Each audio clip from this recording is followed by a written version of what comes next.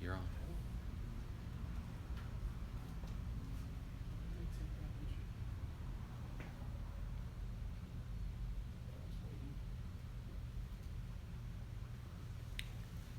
It says you're live. Shalom, brothers and sisters. Shalom. We've been having technical difficulties. Comcast sucks. That's a little plug for them. They suck. All right. Yeah, we're at 8524 South Brazil Boulevard, Houston, Texas, 77071. Classes are Monday, Wednesday, 7 to 10 p.m. Friday from 6 to 9 p.m. And then Saturday morning classes 10 a.m. to 2 p.m. If you have any questions or comments during the course of the class, you can hit us up on the YouTube live chat or what's your number out? 451 4842. 4842. All right, so you can text us at that number. Please text only 281-458. 281? Sorry. 832 451. Okay, 832-451. 4842. 4842. All right. But we'll take questions for another few minutes, and then we're going to get into the class. The class is called Revealing Revelation 13, so we're going to be dealing with breaking down Revelation 13. But before that, you had a question, right? Go ahead. Genesis chapter 15, verses 13 through 16. Okay. Genesis 13, verse 15 through 16, right? Genesis chapter 13, verse 1. 15 through 16. Verse 15. For all the land which thou seest, to thee will I give it, and to thy seed forever. And I will make thy seed as the dust of the earth, so that if a man can number the dust of the earth, then shall thy seed also be numbered. That's what you were talking about? No, Genesis 13. Genesis chapter 15. Verse 13 through 16. Verse 13. Come. Gotcha. Genesis chapter 15, verse 13. And he said unto Abraham, know of a surety that thy seed shall be a stranger in the land, that it not theirs. That is not theirs. Go ahead. That is not theirs, and shall serve them, and they shall afflict them 400 years. Right. So we were going to be in a land that was not ours. All right. And like we were talking about earlier, that's not talking about Egypt, because we ruled Egypt for 350 years. We were only in slavery in Egypt for 80 years. All right, we ruled as the Hyksos for 350 years. When you read in the Bible, it tells you when Moses was born, that's when we went into slavery. Right? When he was 80 years old, that's when he delivers us out of slavery. So we was only in slavery for 80 years. All right. Yeah, at the time of Moses' birth was that Pharaoh that arose that didn't know the Most High. So it wasn't the whole 430 years we lived there. All right? We sojourned in Egypt for 430 years, but we were only in slavery for 80 years. All right? So the slavery he's talking about is going to be this American slavery. All right? And that's what I was agreeing with too, because I was like, it could have been Egypt because our forefathers knew Egypt. Right. You know what I'm saying? It's a land that neither you nor your forefathers knew. Right. All right. So what else we got? Go ahead. In Ecclesiasticus, in the Apocrypha, chapter 24 and verse 28, it reads, Ecclesiastes what? 24, 28. Ecclesiastes 24 verse 28. Go ahead. No man knew her perfectly. No man knew her not perfectly. 20 what? 24? 24. Verse 28? Verse 28. Oh, the first man knew her not perfectly. Okay. Come. The first man knew her not perfectly. So Adam didn't know wisdom perfectly. Come. All right. Because if what is wisdom? The correct application. Application of knowledge. And what knowledge did he not apply? Don't eat that. Right? That's it. So if he would have known wisdom would have said, don't eat that. And wisdom would have done, don't eat that. Con. You understand? Con. That's all the wisdom he was responsible for at the time. What's that? But could we not still blame her though? Cause like, I'm just saying that, like, I'm a man, say I just come home from work, you know what I'm saying? It's going to be circular. The Bible blames both of them. Right, but I'm saying, like, you come home from work, she cooking. You don't know she took it off the tree that we wasn't gonna take it off for, you know what I'm saying? So she bring it to you and you partake and eat of it. You kind of like unknowingly eating it though, because he didn't know till after he ate, then both of the eyes open, because when she ate, ain't nothing happened. Right, well, that's the thing. You're considering it as a fruit. Now, even if you're considering it as an actual fruit, right? Right. This pineapple hanging from a tree that gives you knowledge of good and evil, right? Yeah. Once you got told by the Most High, don't eat from that tree, you gonna memorize what the hell's on that tree. I don't care if she brought me a piece of bark. I'm gonna know that came from that tree. Because that's the only thing that's gonna get me kicked out of paradise. So it's my responsibility to make sure I memorize that one thing he told me not to do, right, in detail. Now, since we know it was positive and negative knowledge, they were gonna learn they were gonna know good and evil, right? He partook in something that she came to him with. Once you learn something, you can't unlearn it. You understand? Now the problem became she opened her mouth, and as she was talking, you couldn't really he didn't put a stop to it. It actually convinced him. You understand? And so that's what the problem became. Now, here was the issue. Why is it Adam's fault? Because that was his woman. Because the Most High gave him the commandment on how to deal with his woman and how to raise her up and show her what not to do. What's that? Again, it depends. I'm just playing advocate, you know, just for the sake of it. I hear you. You know what I'm saying? It depends. Like, he wasn't told to rule over her until after the transgression was already completed. Right, he wasn't told to rule over her, but at the same time, once they became husband and wife, she got the same instructions he did. Now, he was given instruction on how to give her instruction, on how to teach, on how the laws were to go. You understand? That's why their kids knew to bring up the sacrifice, right? Now, you also look at when he was put in the deep sleep, right? In Job chapter 30, 34, I believe it is, where the Most High speak once, he ate twice, yet man perceiveth it not. And that scripture is showing you that in a dream, in visions of the night, that's when he seals your instruction. And that was Job what? Job chapter 33, verse 14 through 18. All right, verse 16 says, then he openeth the ears of men and sealeth their instruction. So, yes, Adam was given instruction on how to deal with his woman. All right? He was already given what we read in Ecclesiastes 25 about keeping the hedge about her, about not giving her liberty to gad abroad, which she damn did. She went and gadded abroad with Satan. You understand? So he was already given that instruction. It was sealed in him. All the wisdom was. That's what was breathed into him. You see that? So that's the thing, is we got to understand is it's his fault. That's why even Esdras blames him. He says, oh, Adam, even though it was you that sinned, we all got to suffer for it. See that? Now, he put it right on Adam. Now, we know the other scriptures say, through the woman came the beginning of sin, and through her we all die, right? Okay. Why? Because that's how Satan came in. But it's Adam's fault, because he was supposed to keep the hedge about it. All right? What's that? I was going to say, I thought he would blame because, you know, when the two come together, they become one flesh. You know what I'm saying? So that's why I was thinking that, you know, because the hedge, I was thinking the hedge was still there since they were together. You know what I'm saying? Yeah. Well, see, even remember, even before the curse of him, of her having to be in subjection to her husband, right? Yeah.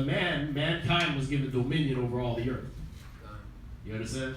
So Adam was given dominion over his woman, over the whole earth, over the animals, everything. All right? It was his job to keep that in check. All right? What you got? Okay. So going back to the scripture we were at, right? Come. Ecclesiastes what? Chapter 24 and verse 28. 24 verse 28, right? Go ahead. No more shall the last find her out. Right. The first man knew her not perfectly. No more shall the last find her out. So the last man that's going to be standing, right? He ain't going to find her out perfectly. So that's saying like the last man that's going to be standing? Or Like the ones in the last days, they won't have found out the Most High perfectly. They won't have found out wisdom perfectly. All right, I'm going to show you. Let's see. So that's basically why he said we rehearsing the acts. It said, yeah, we're rehearsing the righteous acts, right? But also, let's see. It's in the New Testament we're going. Let me see.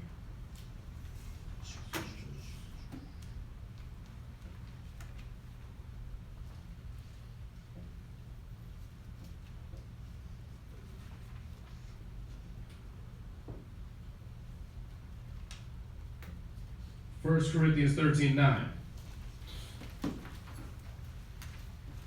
So when it's showing you in Ecclesiastes chapter 24, verse 28, the first man knew her not perfectly. We know why he didn't know her perfectly. Because Adam obviously didn't use wisdom in dealing with the situation.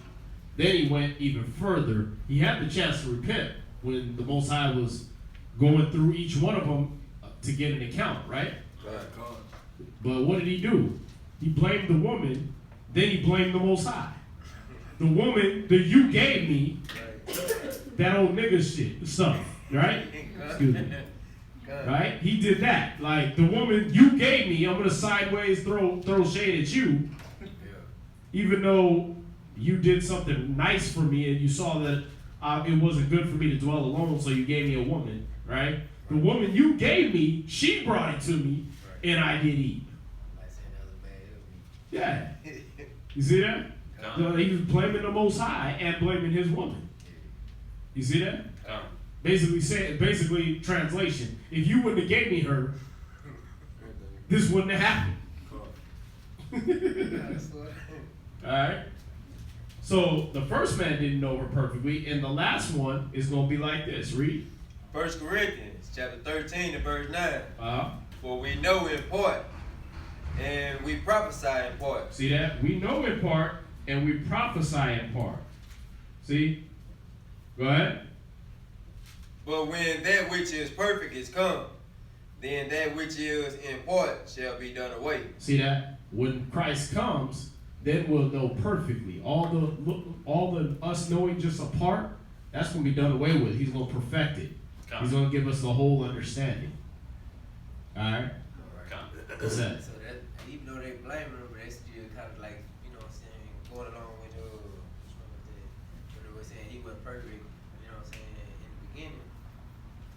They were both in part, you know what I'm saying? Like, he had the knowledge, but like she had the knowledge too. But since they were both in part, you know, one doing this, one doing it that way. No. They had the perfect knowledge. Yeah. You understand? What that scripture is talking about in Ecclesiastes 24 verse 28 is he didn't know wisdom perfectly. Right. He didn't have the application of knowledge down right. You see that?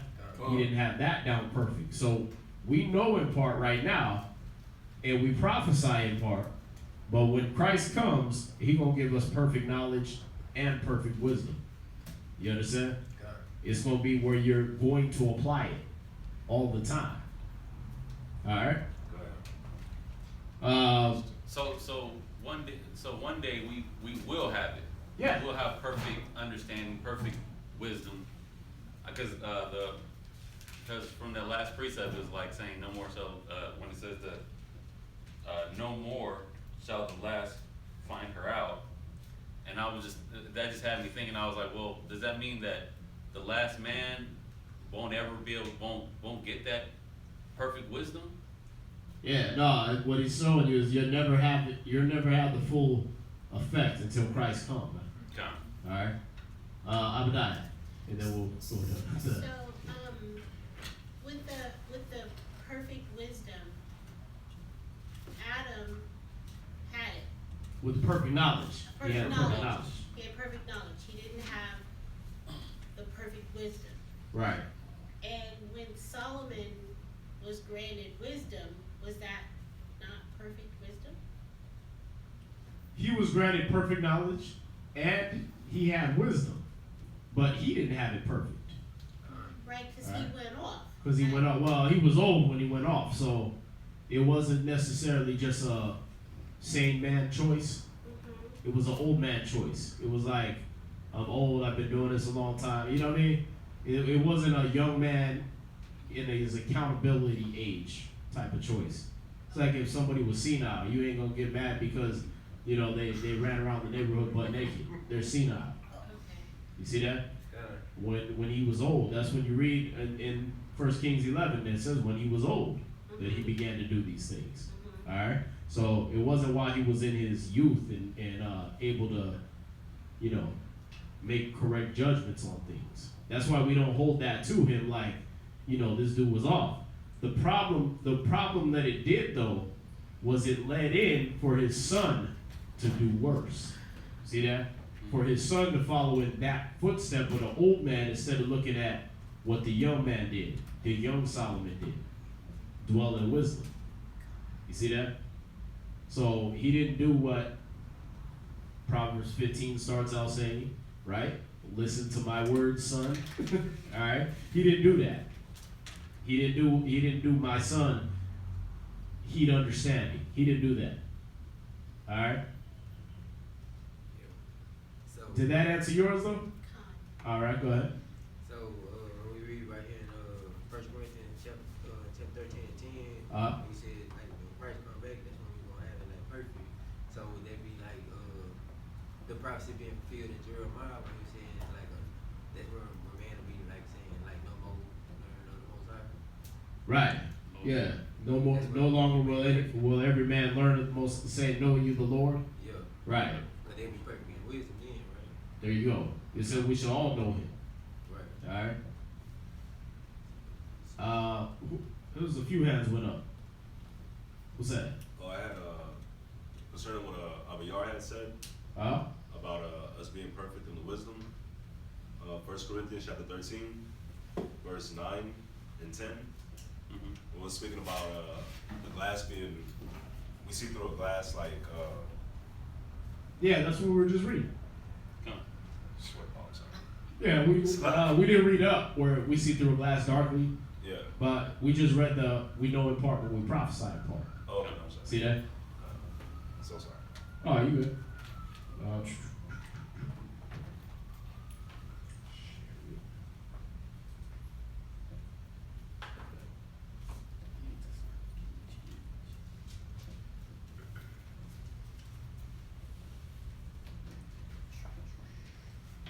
Who else?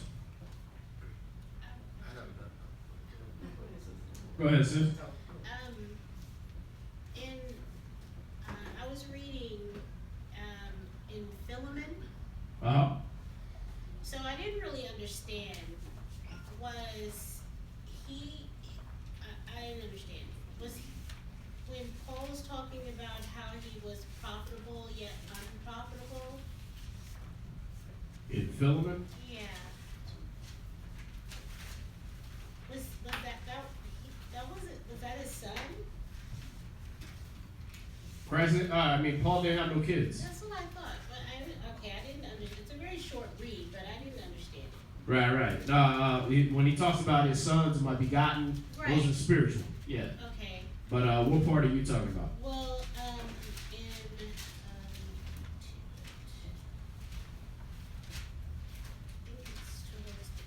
It's verse 10. Verse 10? Yeah. And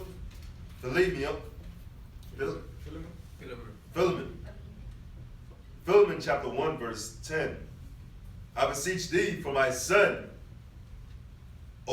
Onesimus, whom I have begotten in my bonds, right? Which in time past was so when he was in jail, right. He talked to a brother and made him his spiritual child. Oh, okay. Right. Okay. Yeah, because he wasn't in there having sex in jail. I don't think they was doing co-ed jails back then either. I was like totally confused about that. Right. I mean, I don't think they were doing co-ed jails. I mean, but even still, that's a short amount of time for him to be writing letters to this dude that he just made in jail, right? Now, this is somebody that was a grown person that he begot in Christ. All right. All this is whom I have begotten in my bonds, which in time past was to thee unprofitable. See, so that's how you know it wasn't somebody he made from his own loins. In time past, this person was with the people was with Philemon, and he wasn't profitable. You see that? Uh-huh. But while Paul was in his bonds, he got to talk to this brother, all right, and that brother became profitable. Okay. All right. And then,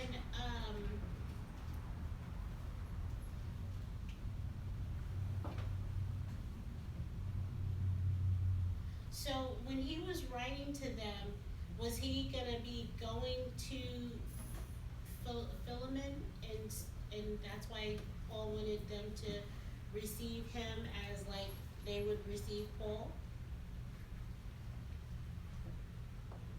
Oh, for Philemon, Yeah, he wanted them to receive Philemon like they received him. right. Yes. Okay. All right. Wait, no. He wanted them to receive Onesimus Yeah. like they received The Paul. Philemon, to receive him like they received Paul. Exactly, because he'd been training him up. So he basically took him. This dude wasn't profitable for nothing. He took him, trained him, sent him back to them. He was profitable now. Guys just like me, treat him like you would do me. See that?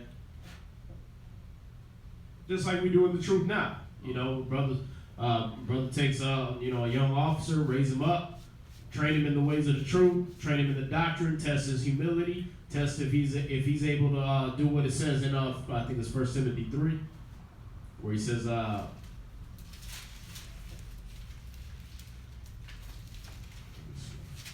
things that you have learned of me. Hold fast. Where is that? No, I think it's 2 Timothy 3. Yeah, 17.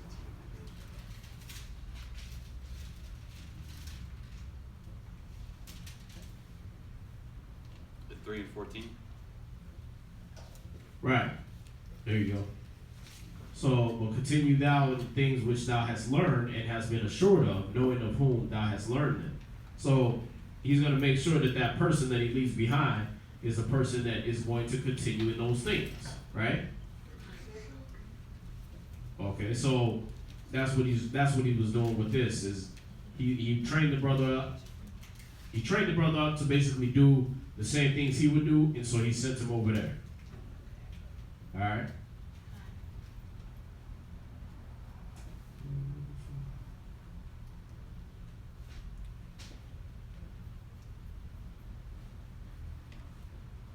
All right, what else we got? Go ahead.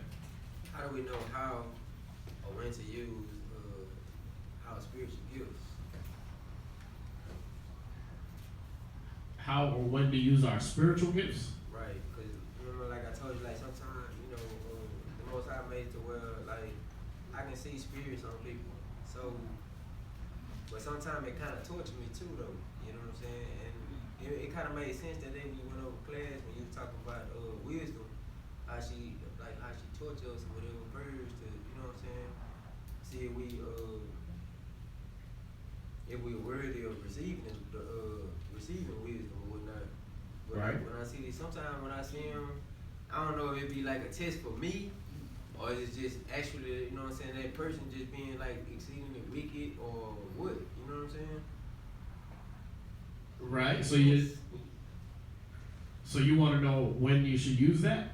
Yeah, like, cause sometimes I don't know how to address it.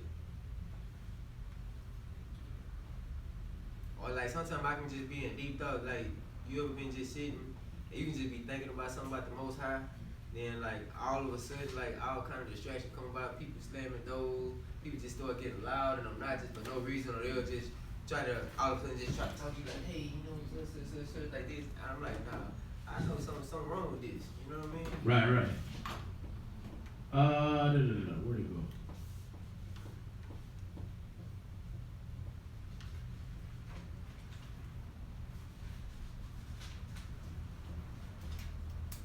Man, I'm gonna be losing my mind. I've been going through too many scriptures today.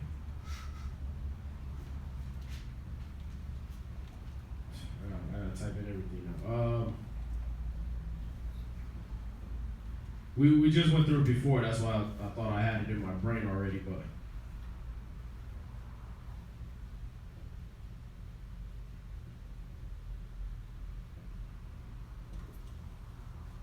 Second Corinthians 10:6. There right now. 2 Corinthians chapter 10, verse 6. Start at 4. Come on, 2 Corinthians chapter 10, verse 4. For the weapons of our warfare are not carnal. So he's talking about the spiritual gifts, all right? Not the carnal ones, all right? Not your ability to do 1,000,000 push-ups, not your ability to be a salesman, not your ability to drive a car, all right? Spiritual gifts, all right? Your ability to break down scriptures, your ability to receive knowledge, your ability to apply wisdom, right? Those are spiritual gifts. Gifts of tongues, things like that, right? Being able to see what kind of spirit a person has on them. By their walk, by their excessive laughter, by whatever, by just sight, you're able to add all those things up, right? Go ahead. So he's talking about your spiritual gifts. Go ahead. Come, but mighty through the Most High to the pulling down of strongholds. See, but they're mighty through the Most High to the pulling down of strongholds. Go ahead. Come, casting down imaginations. Right? Casting down thoughts. So these are the type of weapons you're using now. You're using spiritual weapons. They cast down imaginations, thoughts. All right? Go ahead. And every high thing that exalts itself against the knowledge of the Most High. Go ahead. And bring it into captivity every thought to the obedience of Christ. Go ahead. And having in a readiness to revenge all disobedience. Right. When your obedience is fulfilled. So when should I use my spiritual gifts? When your obedience is fulfilled. When should I start correcting brothers and sisters? When your obedience is fulfilled. You see that? When should I start spreading the word? When your obedience is fulfilled. When you become humble to the commandments and the word that was given to you. You understand? When you can humble down and say, "Con, I'm gonna do that. I'm gonna do that. I'm gonna do that. I'm gonna do everything that you're breaking down to me. I'm gonna do what the scriptures say. Okay, I accept that breakdown. I accept this word. I accept that doctrine." Okay, now you're properly equipped to go deal with others. You see that? Now because we're all given those gifts, right? I think it was is it 1 Corinthians 12 or 2 Corinthians 12. I always mix them up. Should be 1 Corinthians 12. I have one too. 12 and 1. 12 verse 4. Come. 1 Corinthians chapter 12 verse 1. Now concerning spiritual gifts, brethren, I will not have you ignorant. Ye know that ye were Gentiles carried away unto these dumb idols, even as ye were led. Right, so you was in a Gentile mindset before, right? Carried away with these dumb idols, right? You was thinking about money, sex, and drugs, right? It's like everybody else, right? You had dumb idols in your head, all right? Go ahead. Verse 3. Wherefore I give you to understand that no man speaking by the Spirit of the Most High calleth Yahushua accursed, and that no man can say that Yahushua is the Lord, but by the Holy Spirit. Okay, go ahead. Now there are diversities of gifts, but the same Spirit. Right, see there's different types of gifts, but they all work toward the same spirit. All right? That same spirit of wisdom that we read about is going to try you and make sure that she can trust you with her ways. Okay? Read on.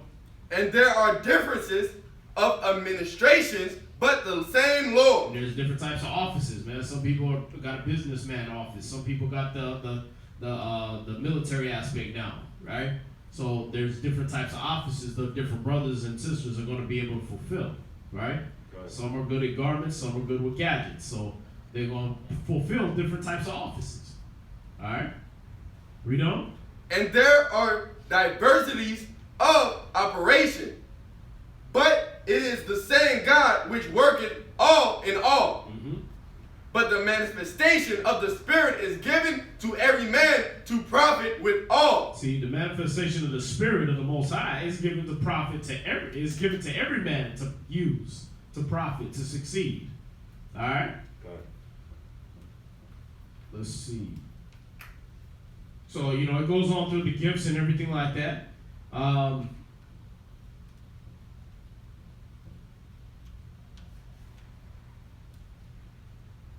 Let me see. I'm looking for.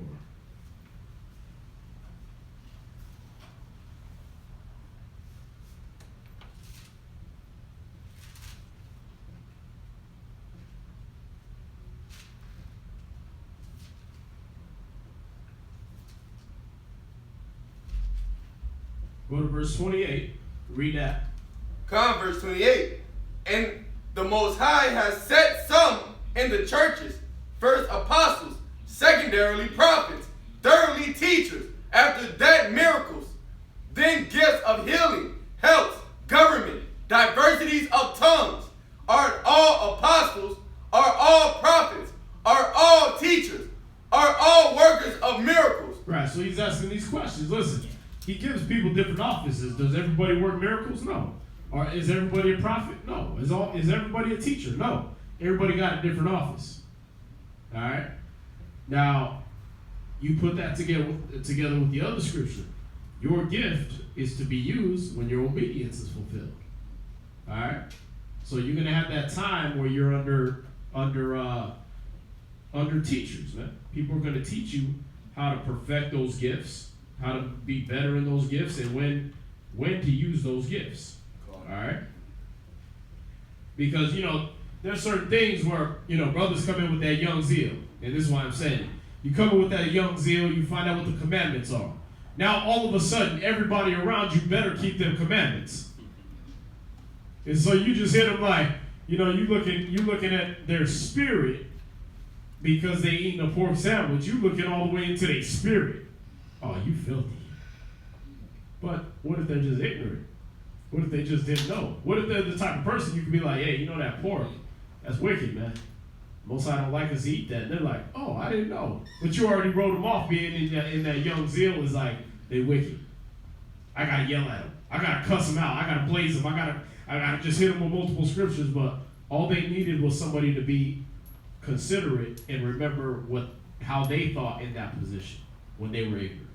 All they needed was somebody to be like, yeah, hey, brother, the Bible says we ain't supposed to eat that, right? You see that? Or, hey, hey, don't you go to church and stuff? Yeah, I go to church. Oh, okay, so you comfortable with me talking Bible around you? Yeah. Okay, all right, so, you ain't going to try to get me fired if we talk Bible. No. Okay, well, the Bible say that you ain't supposed to eat that pork. So you make that agreement with them first, all right, that it's okay to talk like this. That way they don't try to set you up and do all this stuff, you know what I mean? And then you bring them in and you show them these things. Now, if they're the type of person that's like, okay, I get it, I'm not doing that, then you won that brother, right? But if they're the type of person who wants to argue, well, listen, after work, man, we'll talk about it. We'll talk more about it. You know what I mean? I'll show you more scriptures, show you more things why you shouldn't eat that. To win that brother. When your obedience is fulfilled, though, when you know how to be patient enough to listen to the brother, when you're, I'll get your question in a second, but when you're patient enough, when you're humble enough to say, you know what, I've been in this situation before, and I wouldn't want somebody just firing at me like that. You understand? That's when you use your gifts. All right? When your obedience is fulfilled, when you become humble and submissive, because that's what the Most High requires. A broken spirit, a humble and contrite mind. Psalms 51, right? Okay. What's that? No, when I come to brothers on that note, that's how I know that talk from.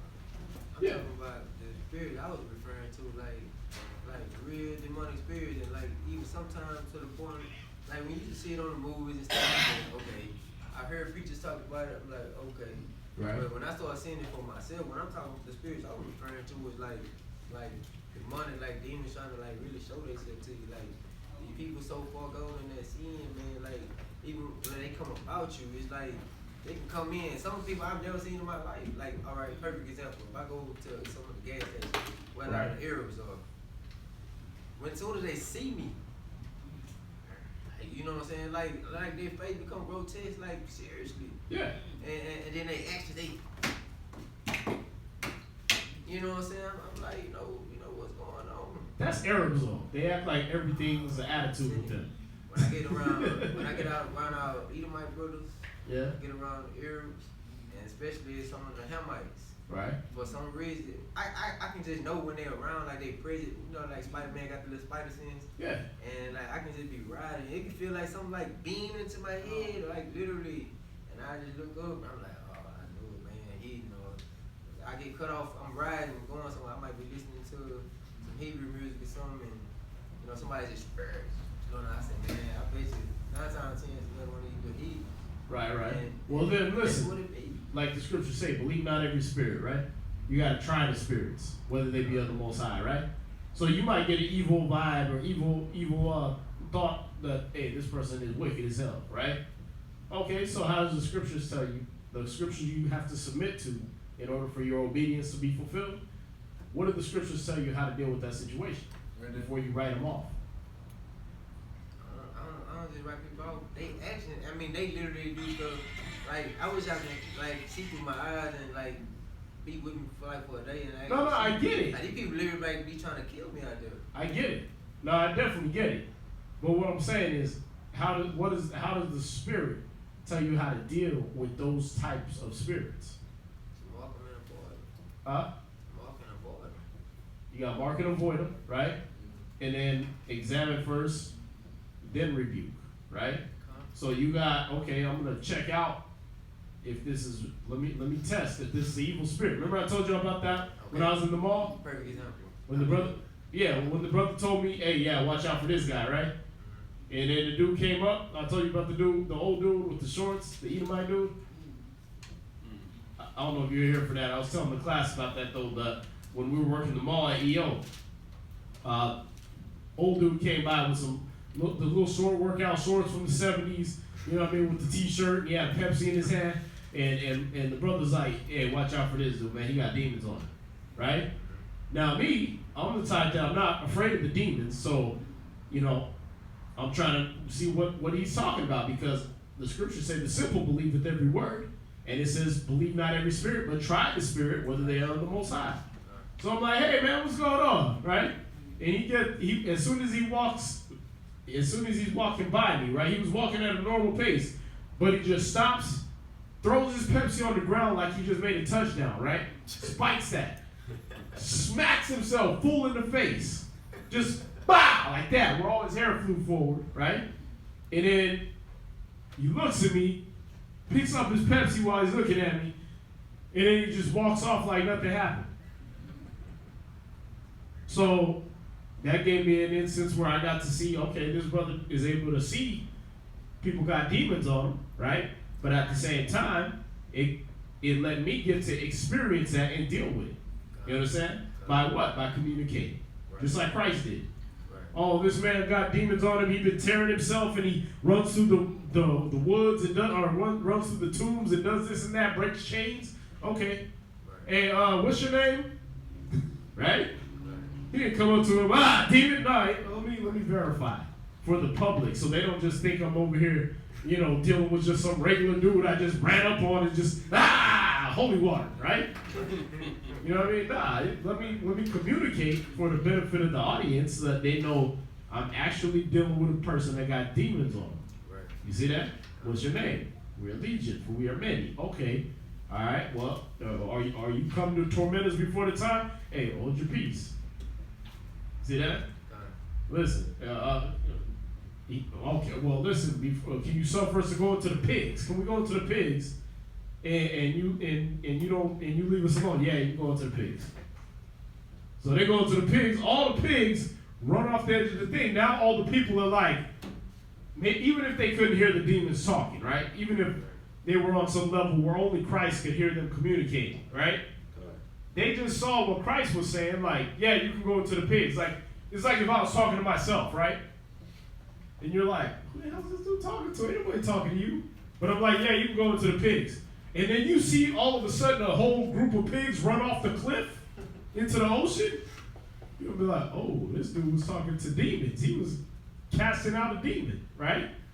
Now, all the people could hear the demon talking back to him, right? But it was even more of a trip that they seen the demon enter the pigs and run off the cliff.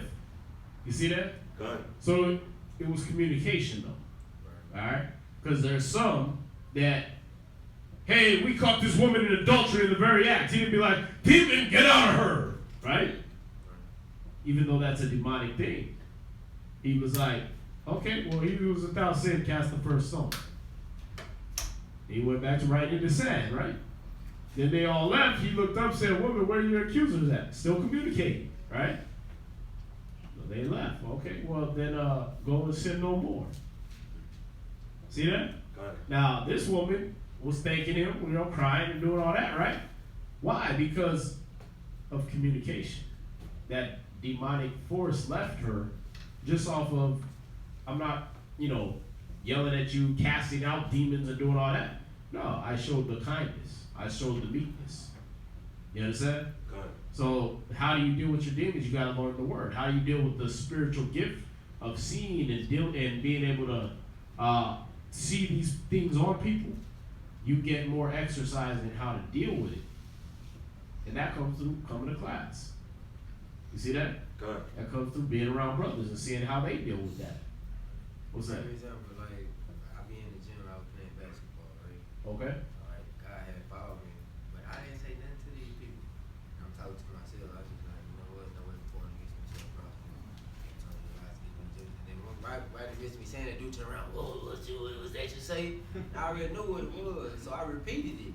And he just turned around like shoot up, ran, you know what I'm saying, and went away. Like they come at you like trying to show themselves to you. Yeah. You see what I'm saying? Especially when you're young in the truth, yeah.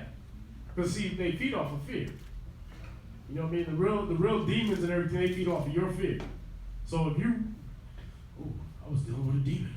You know what I mean? Next thing you know, you're having that dream and it's holding you down and more fear, and they try to get you afraid so that, I must not be learning the right thing. You got a sister on the internet doing that. She talking about, I must not have been learning the right thing because this demon kept attacking me. The demon was trying to keep you from learning what you was learning. You fell for it. You understand? And it's funny you said that because like back in 2007, like when I told you, I kept walking through the house and my Bible kept saying read, you know what I'm saying? And I would walk by every day, but then one day I said people do it. And the devil had got me because I went on a fast. Like I didn't even plan to do the fast. Right. The spirit just had me fasting by myself. It was like a whole week going by, and then all of a sudden, I remember I was about to get ready to go out the house. I was going to go try out for the Texas. And all of a sudden, I was overcome with like great fear. Like I was scared to even walk out my door, like somebody was trying to kill me or something. But then, like as I progressed over the years and studying the word, like you say, the reason like they turn away from me now, or they try to show themselves. And I noticed like when I don't show no fear toward them, or like sometimes I look and I be like, whoa. But I look, some be like, no, you looked at them in the face, you know what I'm saying? And Right. like, you can see it's kind of like a dog tucking their tail, like they get somewhere. Or you get to quote the scripture, they get somewhere. Right. But like you say, if you sit there and you act like you timid about the situation or whatnot, that's when you start seeing them more and more. So Yeah. It's gonna happen like that, man. Until they can either break you or then you learn how to deal with them, and or you just get used to it. The whole world, the earth is given into the hand of the wicked. So the whole earth is, you're going to see them demons everywhere. You see that? I mean, it's a blessing and a curse that you're able to get to actually see. Because that's more proof of your ministry. That's more proof of what you believe in. You see that? Because it's being made more evident to you. So now yours ain't even, I gotta have faith. It's like, I see them every day. When you talk about there ain't no demons. When you talking about the Bible ain't real. The Bible says there's demons, and I see them all the time. You see that? I come to the people too, like when I'm telling them about pork or something like that, I let them know that I ain't always been right here, I Right. used to eat pork chop. They used to be one of my favorite meals, pork chop, macaroni, and broccoli. But I say, I don't do that anymore. I say, if you love going and you say, then you would make it. It's a sacrifice, it's obedience. I say, he ain't say if you eat it, it's going to taste bad. Right. He told you because that's what he wanted us to do. Right. There you go. There you go. Abinadi? It passed? I'm sorry. No, it's fine. All right. Anybody else? See if there's anything online. All right.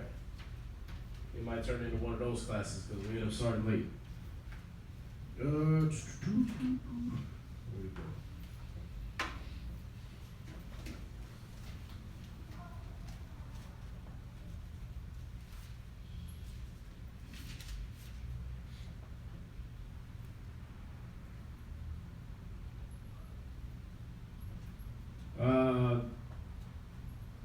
How can you tell somebody about the truth?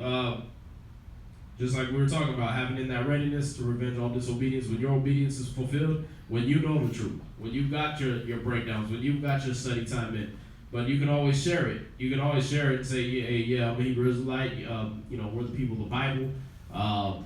We're the true Jews according to the Bible. The so-called Negroes was in it. You can go through that, on everything you see on the flyer with a person.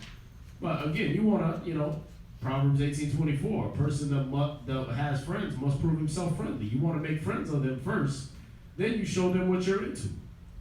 It's like a new thing you're showing them. If you got a car, you wouldn't be like, man, you need to buy this car, you need to buy this car. No, you'd be like, hey, look at my new car. Then they're like, ooh, I want one of those, right? Okay, well, same thing with the truth. Hey, look at this knowledge I've been learning. I'm going to share it with you. Oh, okay, all right. Hey, yeah, I might want to partake in that knowledge too. Y'all see that? You got to cram it down nobody's throat. Does gathering instruction from our youth allow us to truly rejoice when we face fiery trials, or mostly through experience after applying the instructions over time? It's both. It's both. You're going to go through the things like the scripture said that you're bringing up. I think it's 1 Peter 4. Of the fiery trial, or is it 5?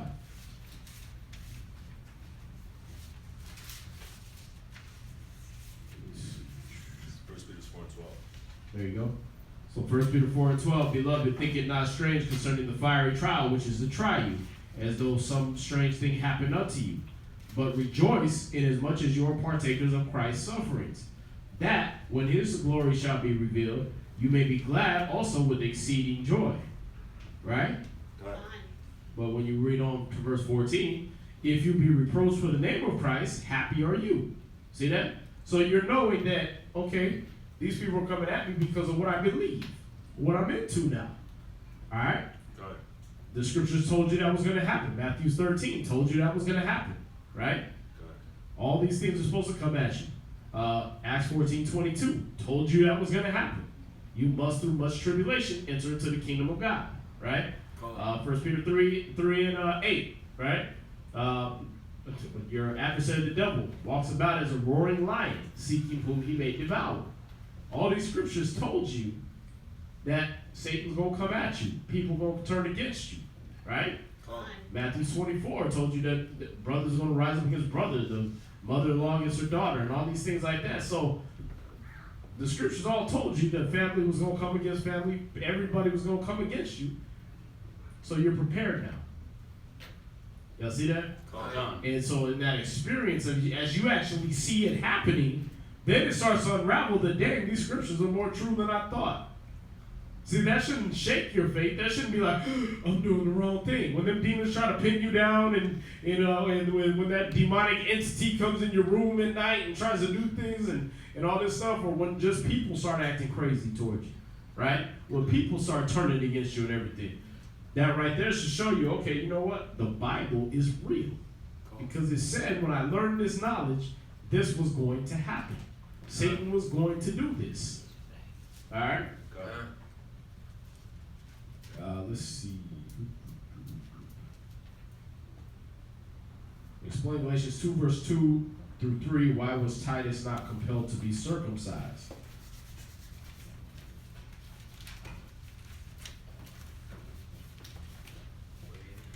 Galatians chapter 2, verse 2.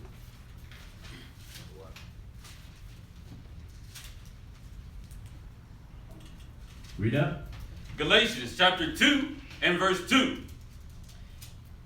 And I went up by revelation and communicated unto them that gospel which I preached amongst the Gentiles, but privately to them which were of no reputation. Which were of reputation. Oh, slop.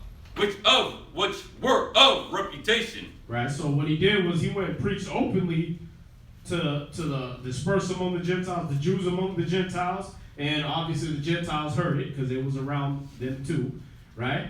But he said privately to them that were of reputation. So he talked in private conversations with cats that were somebody, people depended on them. Why? Because you don't just check a ruler or a governor or a mayor or something like that in front of all the people. They're going to have to preserve their pride and their standing.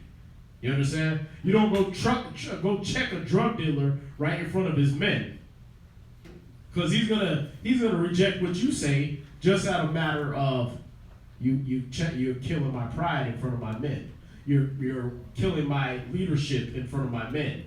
All right. So you do that in private.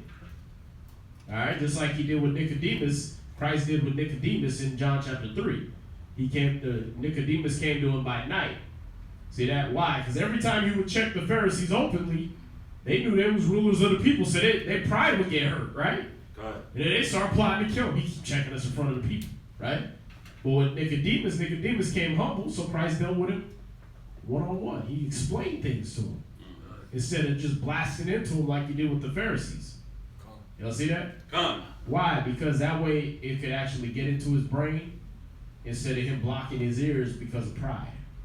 Him blocking his ears because I got to make sure I look good in front of my men. Y'all see that? So he dealt with the ones that were of reputation. He dealt with them privately. Read on. Lest by any means I should run or had run in vain. Right? So that I wouldn't have done all this for nothing. So that the rulers and the people that was somebody of reputation, they wouldn't just come back and like make an order that, hey, y'all can't follow this Christ. You see that? And then all that preaching I did was in vain. No, I go to the ones just like we gotta do, right? We don't publicly blast nobody until we went downtown and sat in that little office and got the permit, right? Okay, I would go to that office, we get the permit, and then they say, okay, yeah, y'all can teach openly now, right? So now we can go out there with the loudspeaker and go yell and tell everybody how they're transgressing against the laws of the Most High, right? But you don't do that before the other, because the governors, the state, the mayors, all that, it had the cops come shut you down to where you could never go street teach, right? So you go do it the right way. You go to those of reputation and you go tell them, yeah, we're going to be street teaching over here. And they're like, okay, you can do that, right? And then when the cops ride by, they just ride by. Or if they come up, hey, we got a permit, so-and-so signed it. Oh, you good. Can't arrest you. Gotta go. See that?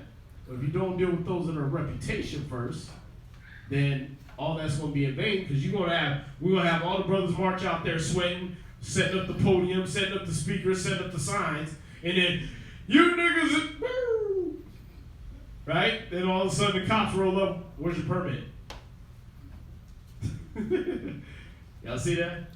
Why? Because somebody that didn't have a reputation, they called their local number whatever guy, their guy on the city council or whatever, right? They called him up and he called the cops, told him to come out there and arrest you because you ain't got a permit. You see that?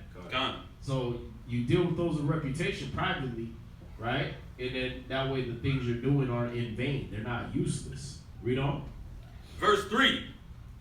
But neither Titus, who was with me, being a Greek, was compelled to be circumcised. Right. We read about Titus the other day that his father was a Greek and his mother was a Jewess, and him and his grandmother, or her and his grandmother had raised him in the ways of the Hebrews, right? So Titus, whether we say he was Greek, being a Hellenized Jew, right, which is more than likely what was going on, or whether we say he was an actual Greek, which is not likely. We're dealing with a person that was in that mind that I haven't been circumcised yet because I haven't been dealing in the Jew ways. You see that? My father didn't have me circumcised the 8th day, and we never went through that. You see that? So Titus, it says he wasn't compelled, but neither Titus, who was with me being a Greek, was compelled to be circumcised. See that? Got it. It says, and that because of false brethren unawares brought in, who came in privily to spy out our liberty, which we have in Yahushua, that they might bring us into bondage. All right, let's see. I'm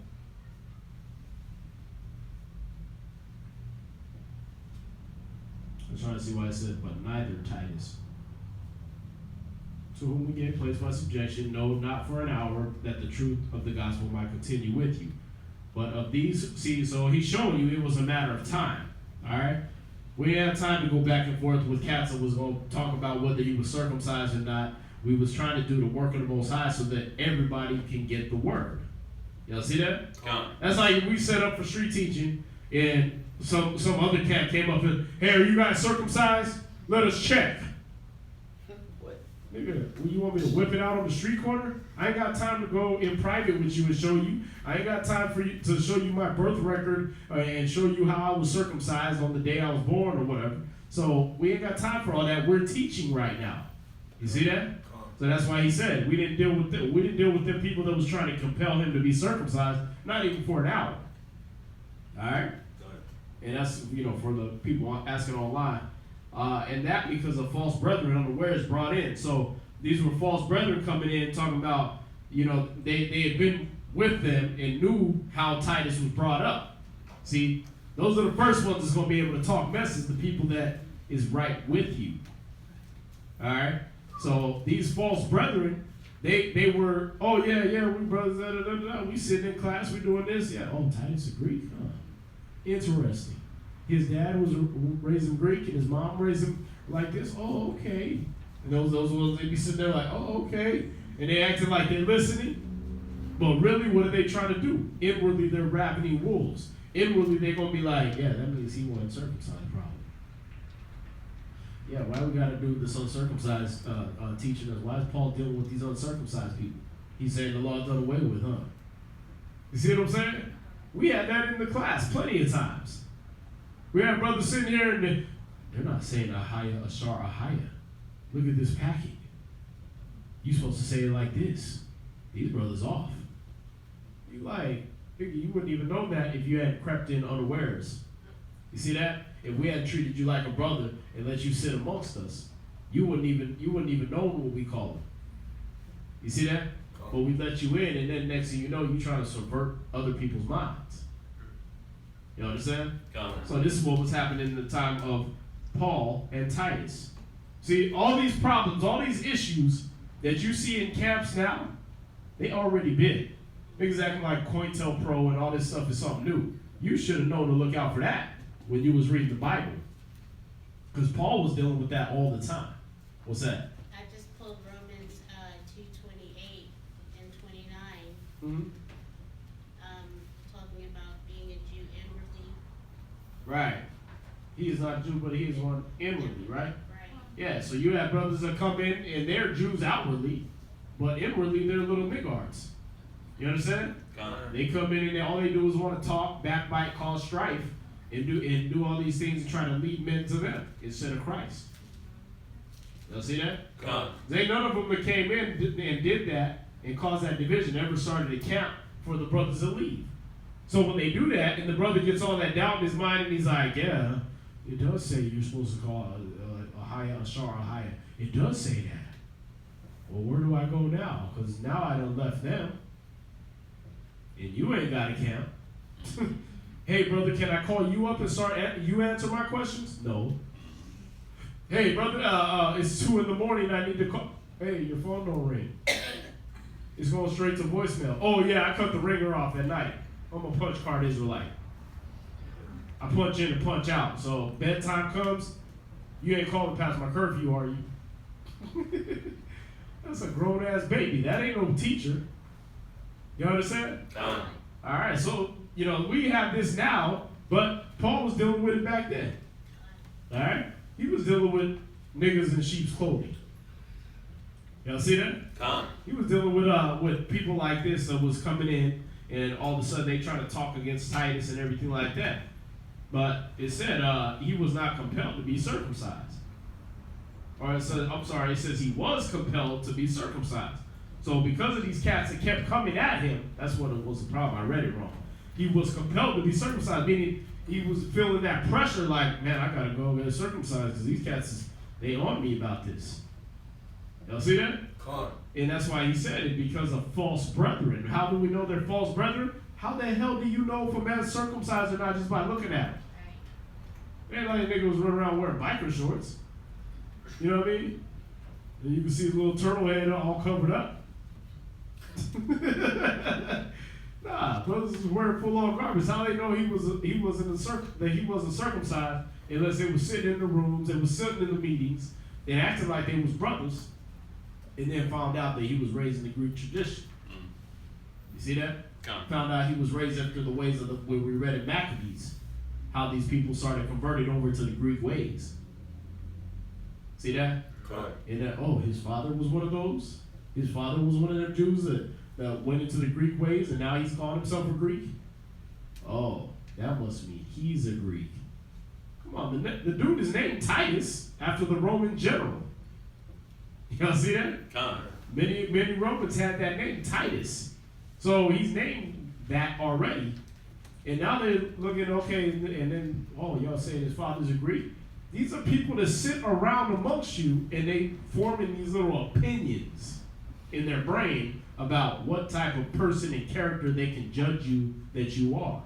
And how am I going to find a way to not follow the words you're speaking? You see that?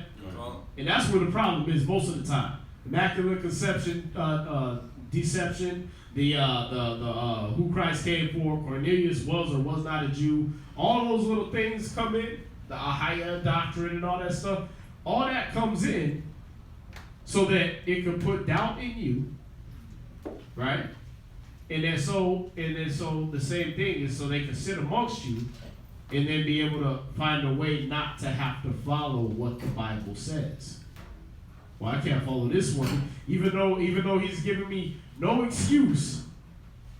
You know what I mean? Like, you got the brothers that come in, they ask the question, well, what if you on a deserted island? Can I eat pork then? How the hell you find a pig on a deserted island? If there's a pig there, there's damn sure some fruit. There's damn sure some things the pigs eat. And they eat every damn thing. Why don't you find that out? They eat clean and unclean. So sure, you're going to find something clean wherever the pig's at, right? But they make that excuse. Why? Because they asking you that so that you can go ahead and tell them, well, listen, you know, in that case that you want to desert that island, the Most High just hates you. If he left you on a damn deserted island with no food, he just don't like you. It's your time, bro. So you might as well eat what you gonna eat, because you gone. You see that? No. And then they hear that and they're like, oh, so there's no excuse to eat pork. And then they, what if I'm dying, I got shot in the face and I need a blood transfusion and I have to get one from an Edomite. You know, you're like, okay, now we talking about blood transfusions and all this stuff like that. If you're in a situation where you need a blood transfusion, same situation as when you on the island. The Most High probably not liking you at that time to get you shot in the face. It might be your time to go. You might want to just walk up into the light. I ain't gonna say that because they have me on charges like that little girl that taught the dude to commit suicide. Yeah, that chick's a wicked little beast, man. This chick went pages of text just convincing this dude to commit suicide, man. But perfect point, right? How did she get to that level of where she was able to get in his brain like that to convince him to commit suicide? She was his buddy. Yeah. She was there with him. She was his road dog. See that? Right. Then next thing you know, she's sitting there telling him text like, did you do it today? Are you going to do it today? Well, you should do it right now. Like, the hell? Why didn't you do it yesterday? You said you were going to. A promise is a promise. Like, the hell? Who does that? And who listens to that unless it's your best friend? Y'all see that? Come on. Who listens to that unless that's your buddy and they're convincing? And that's the same thing. Why was Titus compelled all of a sudden? Why was he feeling pressure to get himself circumcised? Because there's people that knew him were all of a sudden saying, hey, yeah, you need to get circumcised, right? They knew about his situation. It said, and that because of false brethren unawares brought in, who came in privily to spy out our liberty, which we have in Yahushua, that they might bring us into bondage, to whom we gave place by subjection. No, not for an hour, that the truth of the gospel might continue with you. See, we at one point, we let them in. And not just for a little bit, we let them in for a minute. You know what I'm saying? We let them in not just for an hour, they was in with us for a while. And that's why they got to learn these certain things. See that? Because we weren't sitting there testing them, saying like, well, where you from? Who you with? What you doing here, nigga? Right? Okay, get out. No, we didn't take time out to do that because we wanted to make sure y'all got the gospel. See, we deal with this. That's why it's easy for me to put myself in these shoes and say, this is what was going on. All right? Verse 6. But of these who seem to be somewhat, whatsoever they were, it maketh no matter to me. See that? These ones that were like that, we don't give a damn because that ain't gonna stop the truth from being taught. You know what I mean? Nigga come in here and he got his own little private agenda that, oh, I'm just gonna steal some of your followers based on this Ahaya thing. Okay, take them. If they're that gullible, if you're able to lead about these silly women-minded men, then take them. We don't need silly people. You see that? Take them. But if they go follow you, they just gonna be just as silly. You see that? You got brothers that they broke off their camp leader. They didn't want to be under subjection and authority. And we got the same wisdom, man. Psalms told me I surpassed all my teachers. So they break off. Cool, okay, do what you gotta do. They break off, then they start their own little camp, right? Then their little followers start breaking off of them. Then they can't figure out why they keep leaving. I'm teaching them the truth. Because, nigga, you broke off. You understand? You can't break off and then expect brothers not to break off under you. You broke off. You left the doctrine that was taught to you. So you've instilled, as the leader of the people, so are his officers. Right? Ecclesiastes 10. As the leader of the people is, so are his officers. As the judge of the people is, so are all those that are under him. Right? So you did it, they gonna do it. That spirit gonna jump to them. Whatever a man sowed, that shall he also reap. You did it, it's gonna happen to you. See that? So it don't make no difference to us. You ain't gonna affect the truth. We still gonna be teaching. And then when you come back and you, yeah, that didn't work out. Me starting my own little rebel camp, so I guess I'm back here with y'all. Okay, cool. We still teaching those words the same way. Exactly. We ain't switching nothing. Come on in, sit down. You see that? Whether you leave or come back, it ain't gonna affect the truth.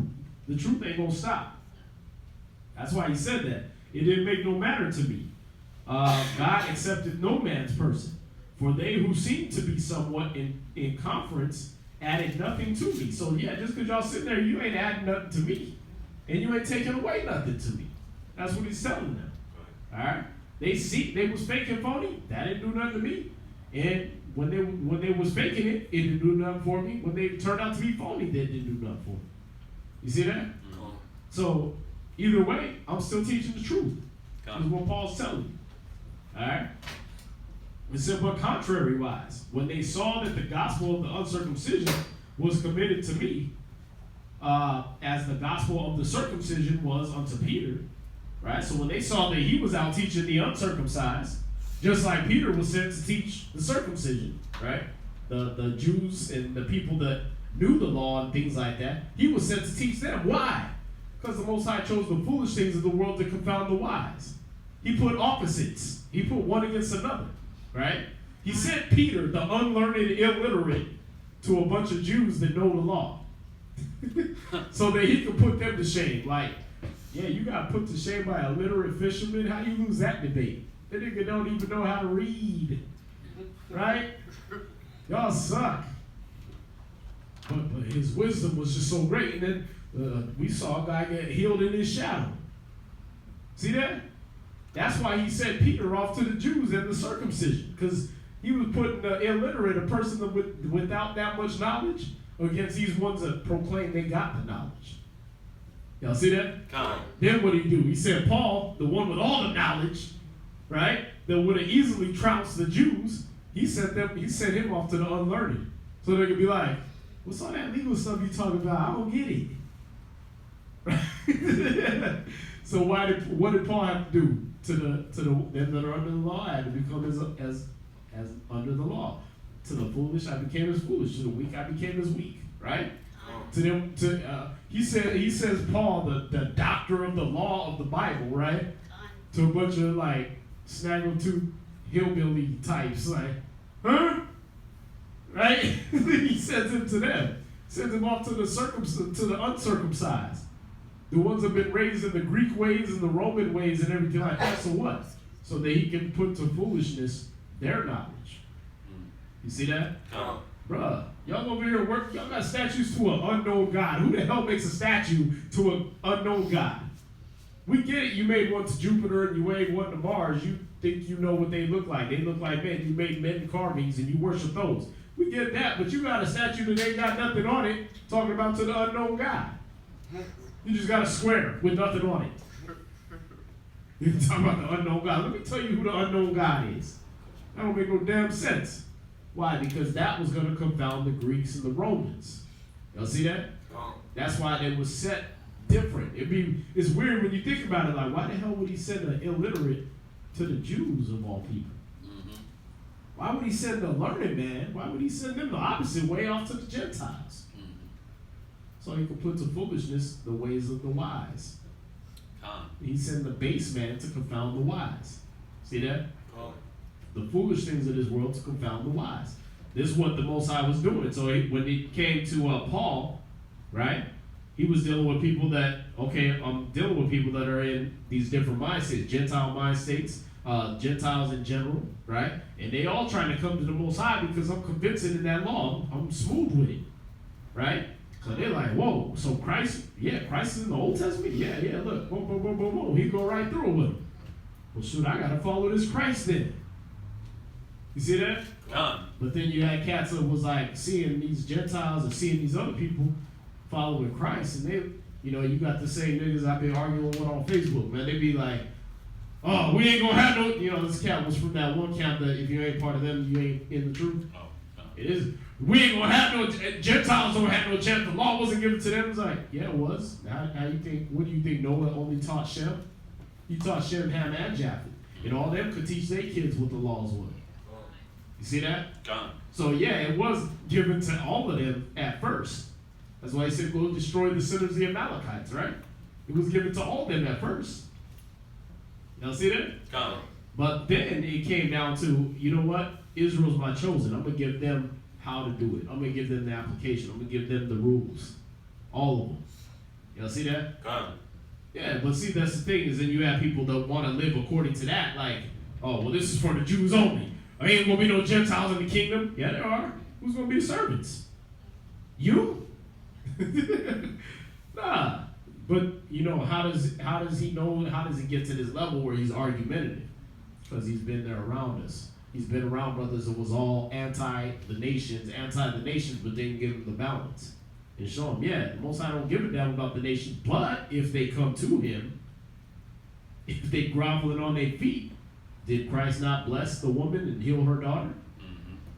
When she knew her position and played her role and knew her role, did she not? Yeah, but the dogs get the crumbs. Well, I got to give you that. You see that? He didn't cut her off just because she was a nation after that. No, you get that. See that? But you got brothers that creep in and say, see, he dealt with the Gentiles. That's what Paul was dealing with back then. Alright? So this is what you're seeing when it says he was, why was he compelled? It wasn't that he was not compelled. It wasn't that he was not compelled to do the circumcision. He was actually compelled. He was actually feeling that pressure that, hey, maybe I better go get circumcised because these people keep coming at me. Alright?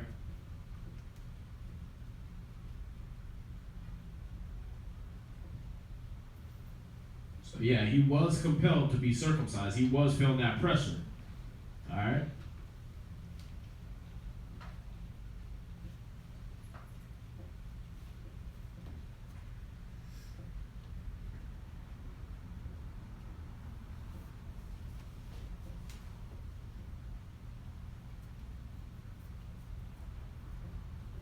See, when you go down, you look at this. Look, for before that, certain came from verse 12. For before that, certain came from James. He did eat with the Gentiles, but when they would come, he withdrew and separated himself, fearing them which were of the circumcision. So this was when he was dealing with Peter. All right, Peter would be eating with the Gentiles and chill with them. But then when the Jews came around, he'd back up off them like, yeah, it's an unlawful thing for me to eat with you. You see that? So he had to talk to Peter like, what the hell are you doing, man? You look like a hypocrite, right? But it says, and other Jews dissembled likewise with him, in so much that Barnabas also was carried away with their dissimulation. So you got people, they come argue against the truth, and they actually carry a brother out. Like we had brothers do that. Yeah, we say a higher now, and then look, the scriptures say this, and Jehovah, the Messianics put in the word Jehovah, and da. Yeah, you're right. I'm gonna stop being officer of 50 and go hang out with y'all.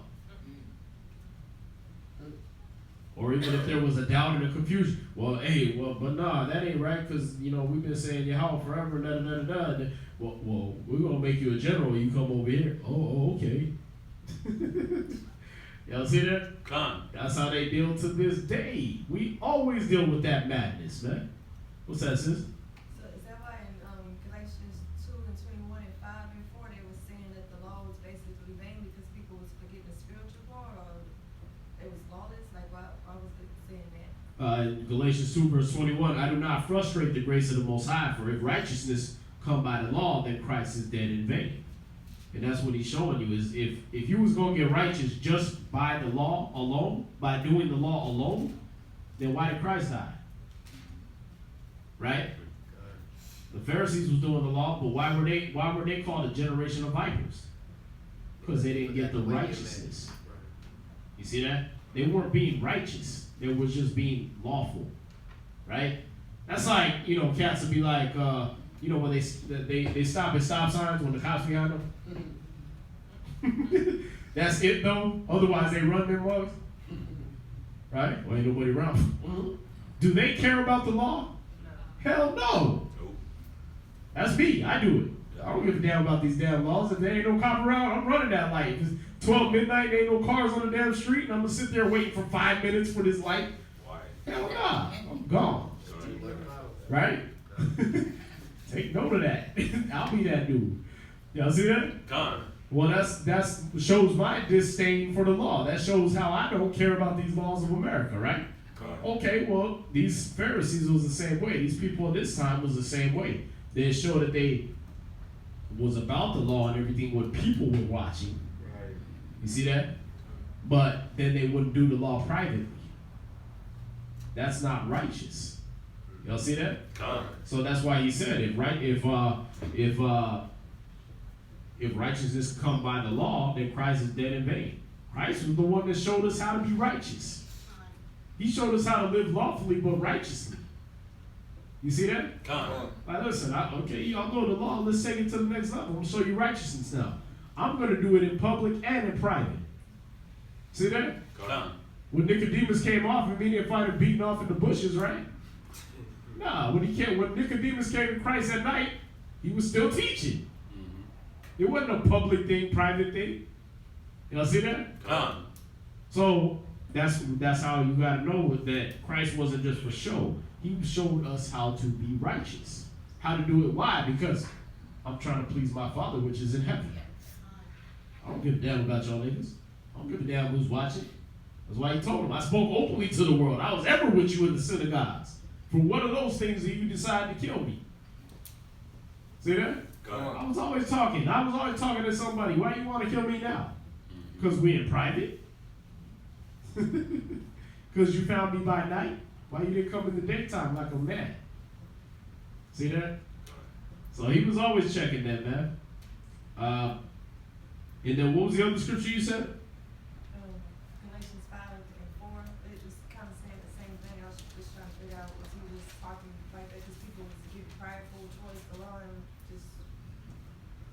or was he just talking about all these people? Oh, Galatians 5 and 4, Christ has become of no effect unto you, whosoever of you are justified by the law.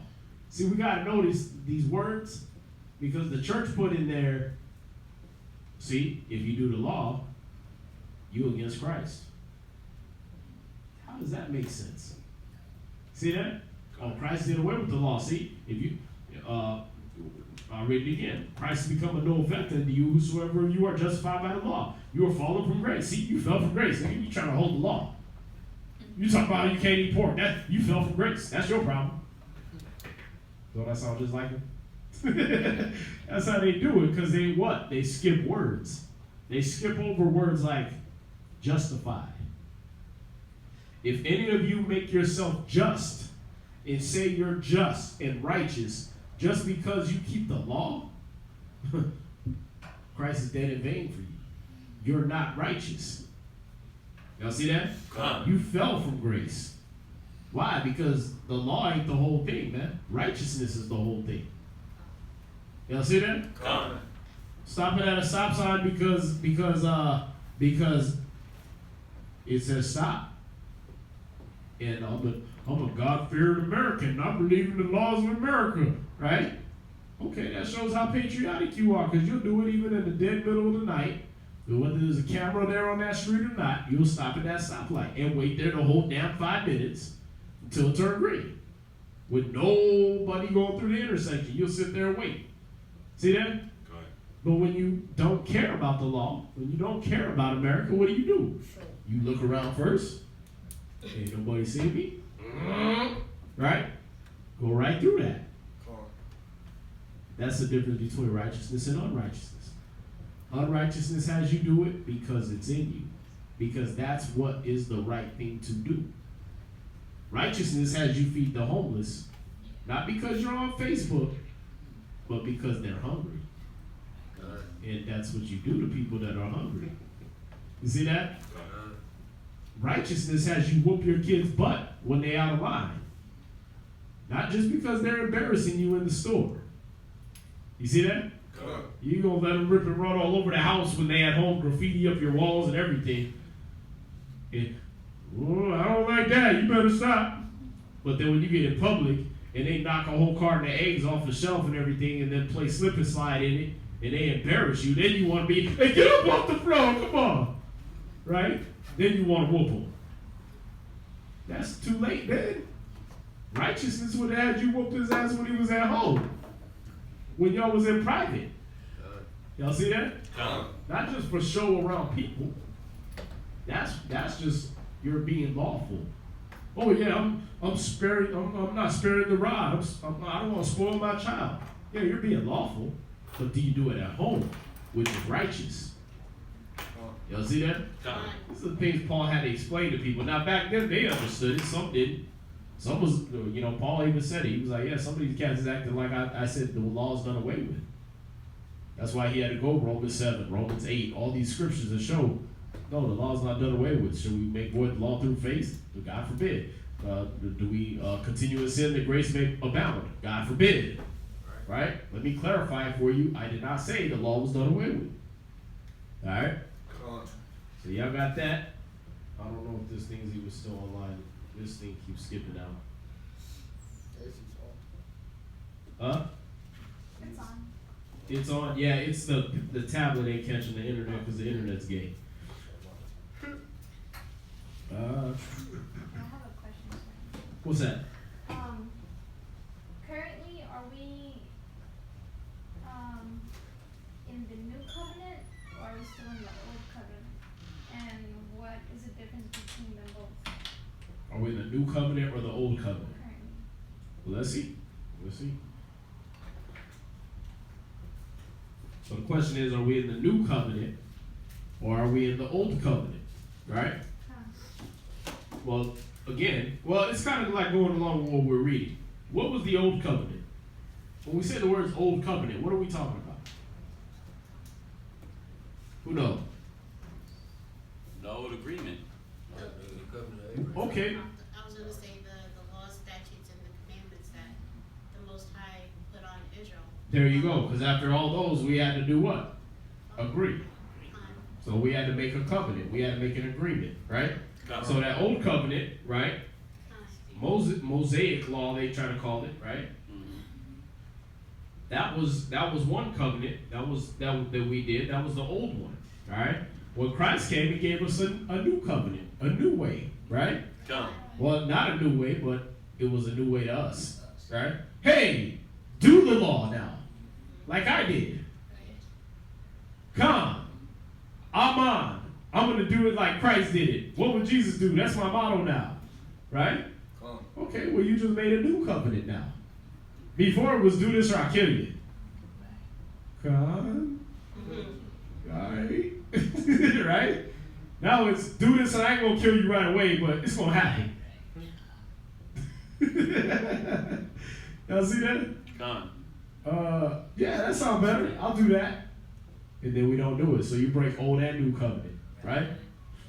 But we gotta know what these scriptures are saying when they're talking about these covenants. What is a covenant in the first place? Look that up.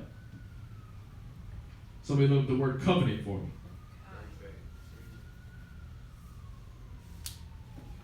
And then somebody give me Jeremiah 31, verse 31.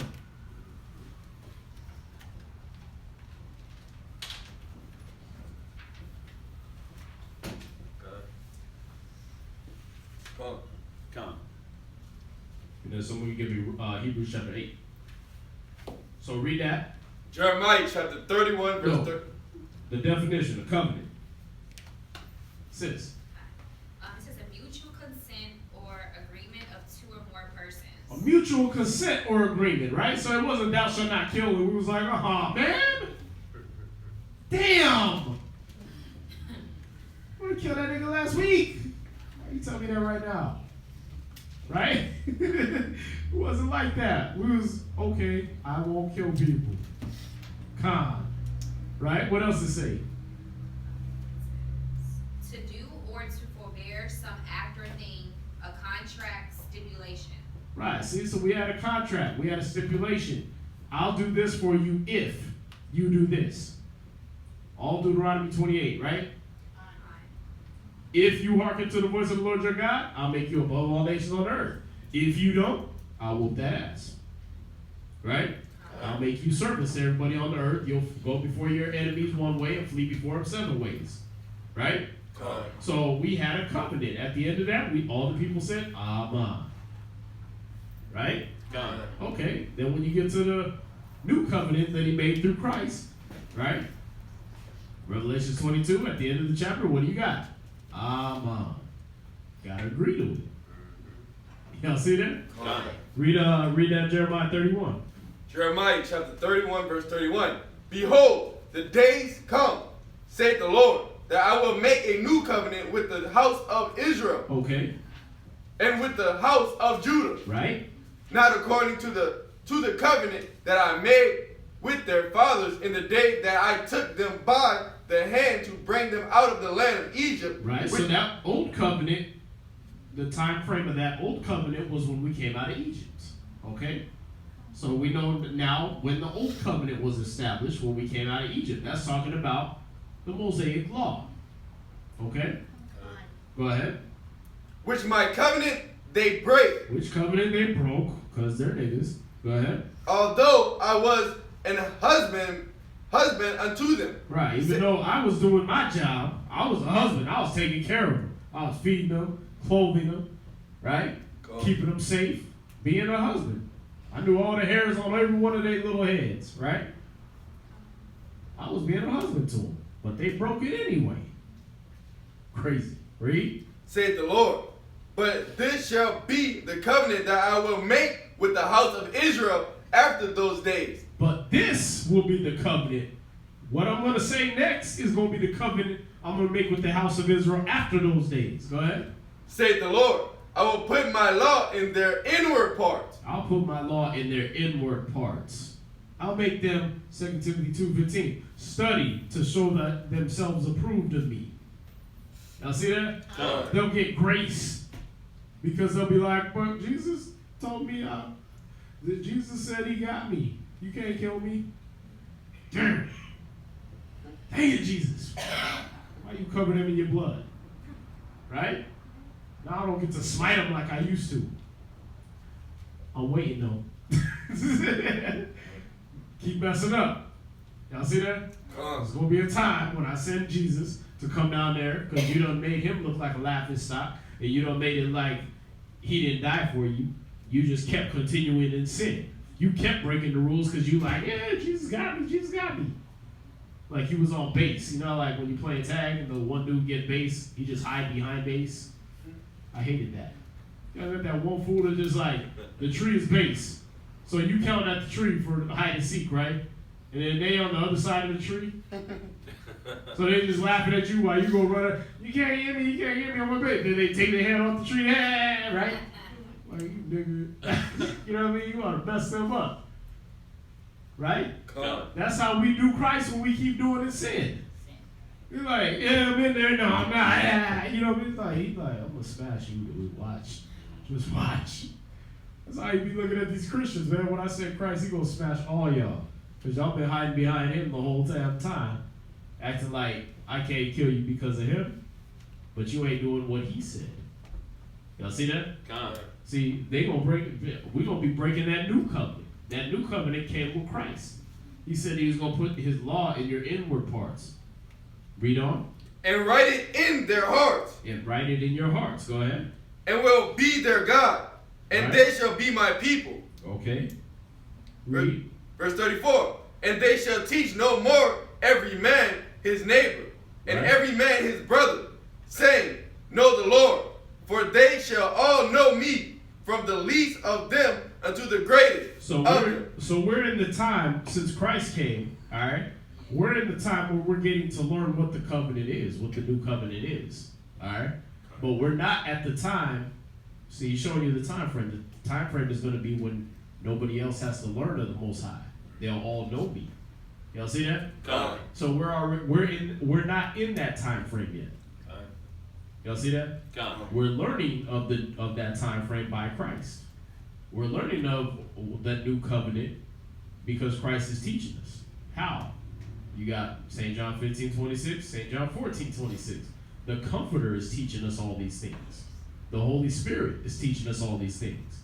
The Word, the Bible, is teaching us all these things of the new covenant that he's going to put with us. How is it teaching us? It says study to show yourself approved. Study what? The Bible. The Word so it could be in your inward part. Right? So he's right now pouring of his Spirit upon all flesh, as it said in Joel 2. He's right now putting his law in our inward parts by us being able to read it. You understand? But it's not perfected yet. That's going to come when Christ comes. Then that new covenant will be made to where no man got to tell his neighbor, hey, what the hell are you doing? That's not lawful. You see that? Don't eat that. Don't wear that. Don't dress like that. Pick your pants up. Brothers ain't going to have to do that no more. Why?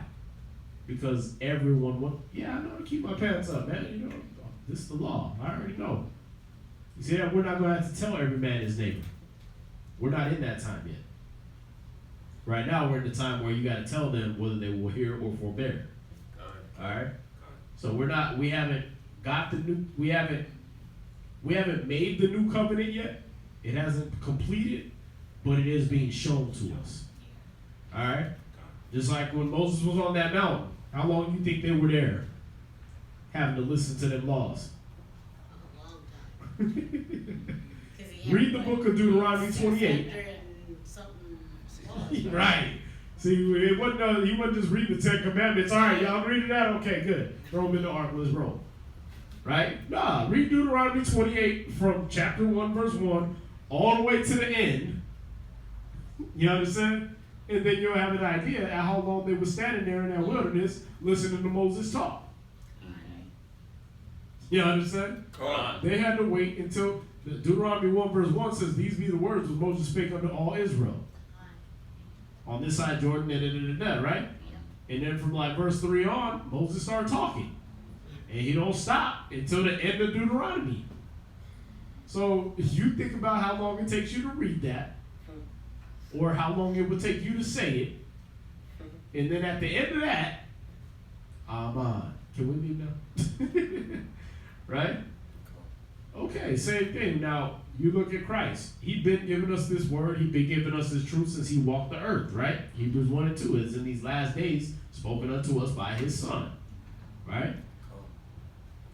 To turn the hearts, right? To turn the hearts of the people, right? That was his job. Turn their hearts to what? To the new covenant. So that the law would get in their hearts. You understand? Okay, so Christ was showing us what the new covenant is, just like Moses was showing us what the old covenant was. And at the end of the covenant, then we get to say, Amen. Right? Well, the end of this covenant includes revelations. You understand? So, all that we got to agree to. We got to wait and see Christ coming through the clouds and be like, that big black guy, okay, I got to follow him. Okay, I'm doing that too. I got to agree to all that. You see that? You can't just agree halfway through the book. You got to wait for the whole contract to be read to you. All right? So, yeah, the new covenant has not been completed yet, but it is being shown to us. So we can safely say we are not in the old covenant, but we are in the new covenant? No. That's why Christ was showing us the law. Because we're trying to get back to at least the old covenant where we're going to keep the laws. Right? Where we're going to contract and say, you know what, I'm going to do that. What's that? Well, that was not going to be my question, but we broke the contract, the first covenant. Right. So when this new covenant is perfected in us, then we won't break it. We'll actually be following it. There you go. Perfectly to a T. Right. See, that's why I said that. Which covenant they break, right? So, is it a covenant anymore if we broke it? No. All right. So what we're trying to do now is what Christ was trying to get us to do. Who had that other scripture? Hebrews chapter 8, verse 7. Hold that. What's going on here? This thing wants to move slow.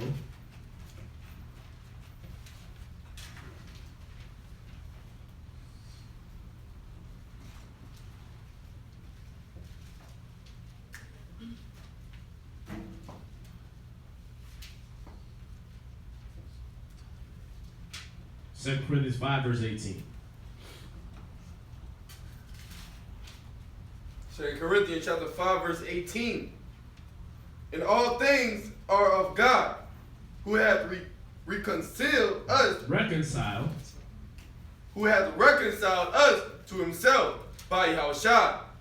And hath given to us the ministry of reconciliation. Okay, perfect. All right, so let's find out what reconciliation is. Because we got reconciliation through Christ, right? So what does it mean to reconcile? Well, let's see. Reconciliation. Katalage in the Greek. Exchange of the business of money exchanges, exchanging equivalent values, got it. Adjustment of a difference, reconciliation, restoration to favor. All right? Now, that's just telling me what the Greek word means. I need the actual definition of that word. So, Can I tell you what I have, sir? let's get it. To compose or settle, to bring into agreement or harmony. See, he wants to bring us back into agreement or harmony. What else? To make compatible or consistent. See, he's making us compatible and consistent with what? With the old covenant. Y'all see that? By doing what? By giving us grace that the old covenant didn't. All right? The old covenant was, oh, you committed adultery, stone this chick. Oh, you was committing adultery with her? You was in there? Okay, go ahead, stone him too. Oh, you was talking about to your mama, stone this dude. Y'all see that? That was the old covenant. Do it or die. The new covenant is do it and you'll die later. If you haven't sought repentance. Y'all see that? Do it and I'm going to give you another chance to not do it. You see that? I'm going to give you a few chances. I'm going to be long suffering with you. That was the new covenant. You see that? So, but Christ had to reconcile us. What else you got for that? That's all. That was it for that? Where'd you go?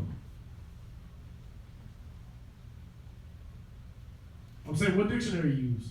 Oh, this was it's on Google, the Merriam, Merriam-Webster? yes. I won't be using that. Let's see.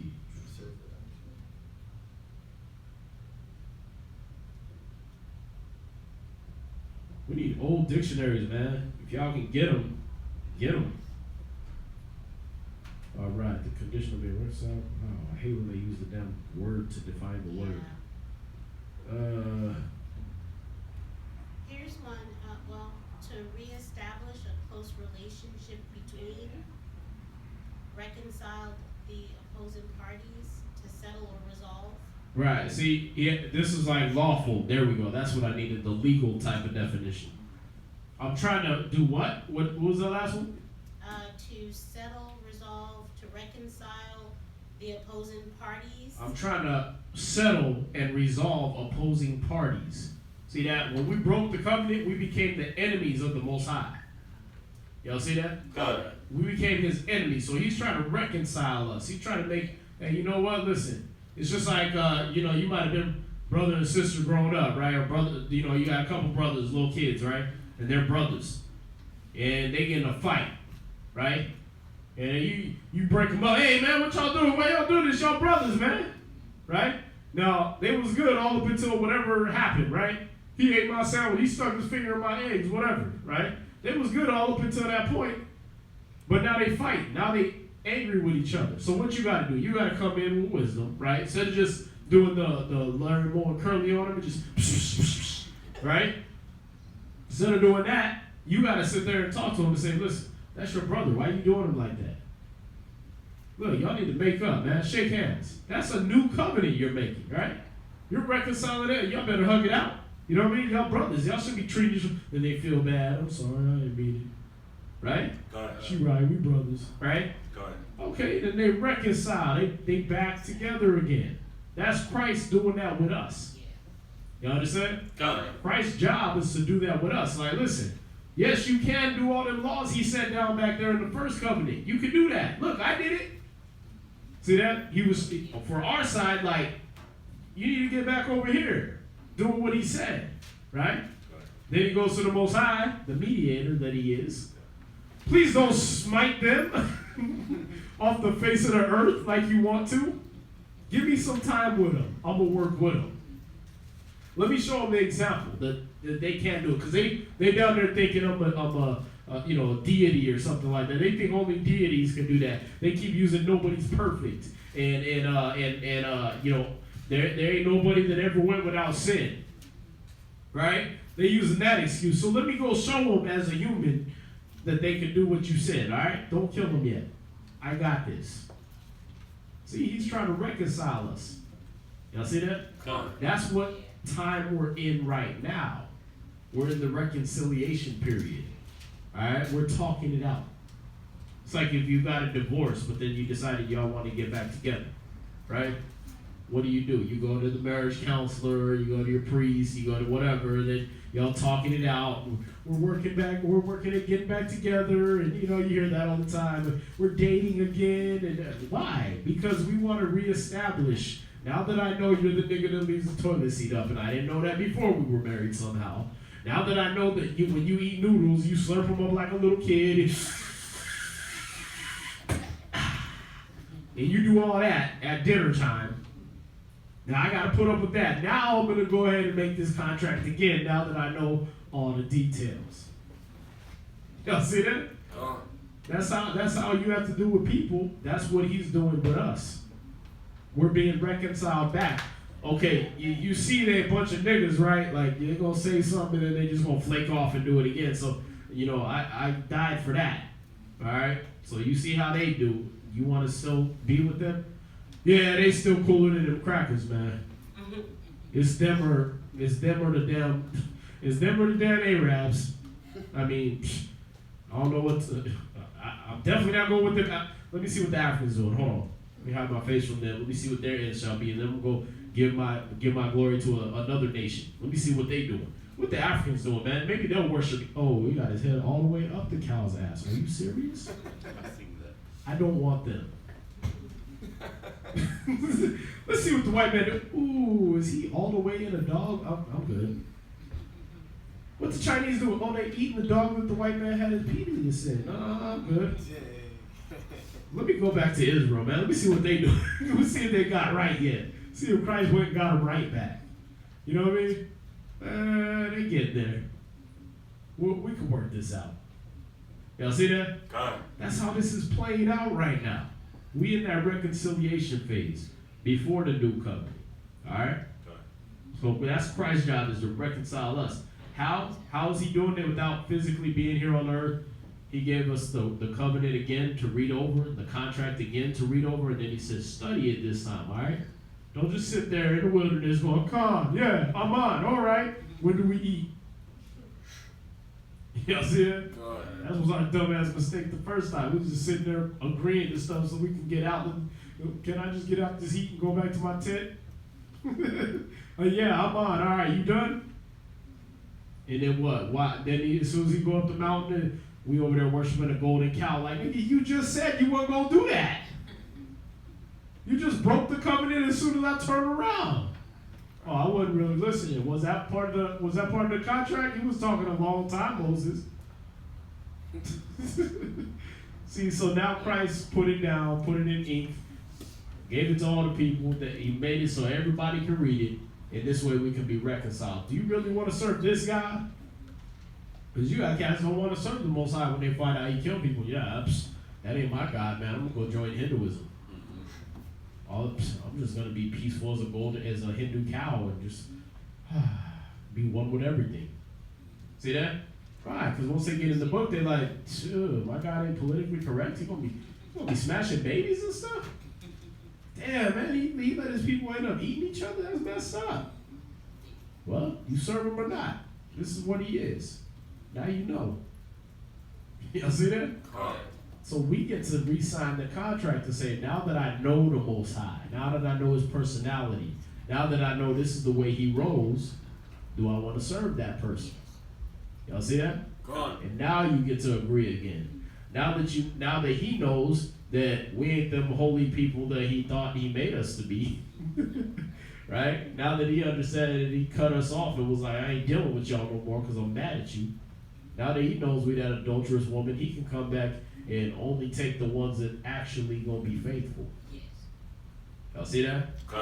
Oh yeah, I love Israel, yeah, but not them niggas. Them niggas unfaithful.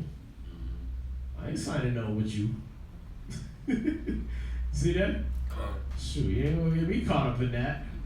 I got a prenup this time. Jesus is the prenup. Y'all see that? That way I don't get in a relationship where I still owe you the cattle on 1,000 hills and you just gonna sit on your ass and not fulfill your part of the bargain. Y'all see that? Because that was the problem. He kept giving us and fulfilling his part. Then he come to see if we was doing our part. And what? We break it. See that? So now what? Oh, now I get to know you. Now I get to know, okay, that's how you roll? All right. I'm going to deal with the ones that's actually going to be faithful. The ones that actually know me and wasn't just saying con and trying to fool me. And then I got into a contract with some niggas that was just going to do what the hell they wanted to. And now I still got to treat them right because I promised Abraham I would, because I promised Isaac I would, because I promised Moses I would wipe you off the map. I still got to treat y'all good. Man, this ain't no contract. I'm done with y'all. Y'all see that? That's why he said which contract they break. Y'all see that? Yeah, Jana? Oh, I was just gonna say, you said it. You said the Most High loves us. Right. And he's only gonna form that contract with those that love him back. Yeah. That are faithful to him. Yeah. Unlike the last time, he was the only one loving. We weren't loving back. That's why the contract was easily broken. Yeah. And you know what's sad is it's almost like he loves us out of like a lack of options, man. When you look at the world now, you look at these other nations, it's like you really ain't got no choice but to love us, huh? That's how we got. It's like Well, what you gonna do? You gonna go over to the Philistines? You gonna go over to the giant homosexuals over there in Sodom, and you gonna go over to Tyre and Zidon and hang out with them homos, or you gonna deal with us? Mm-hmm. Well, you know what? I ain't gotta deal with none of y'all. How's that?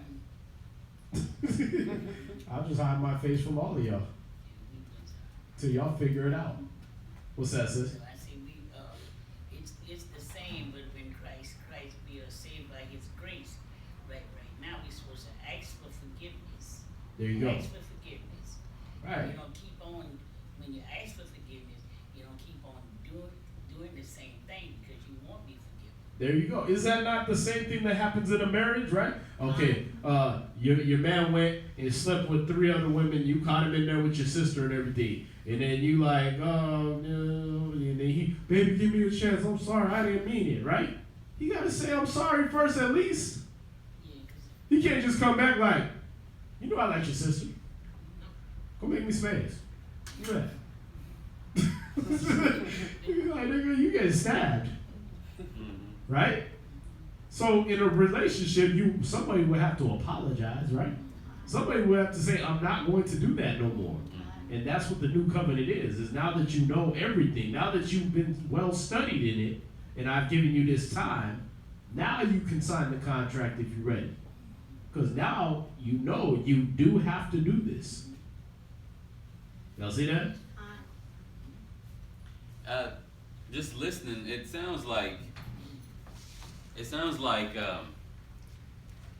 out of the Most High's love for us, He wants to make sure that we're just like this, and it's nothing that we have to force or try to do, because it's just in our inward part. So the contract can actually be fulfilled, and it doesn't feel like an obligation or a burden.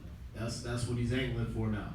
You know what I mean? Before it was, listen, do this or I'll kill you, right? Mm-hmm. And it technically wasn't. A lot of times He gave grace anyway. He gave a lot of grace anyway, just out of love. He did that before Christ. You understand? Well, you think David was always talking about his tender mercies and all this stuff. He didn't kill David,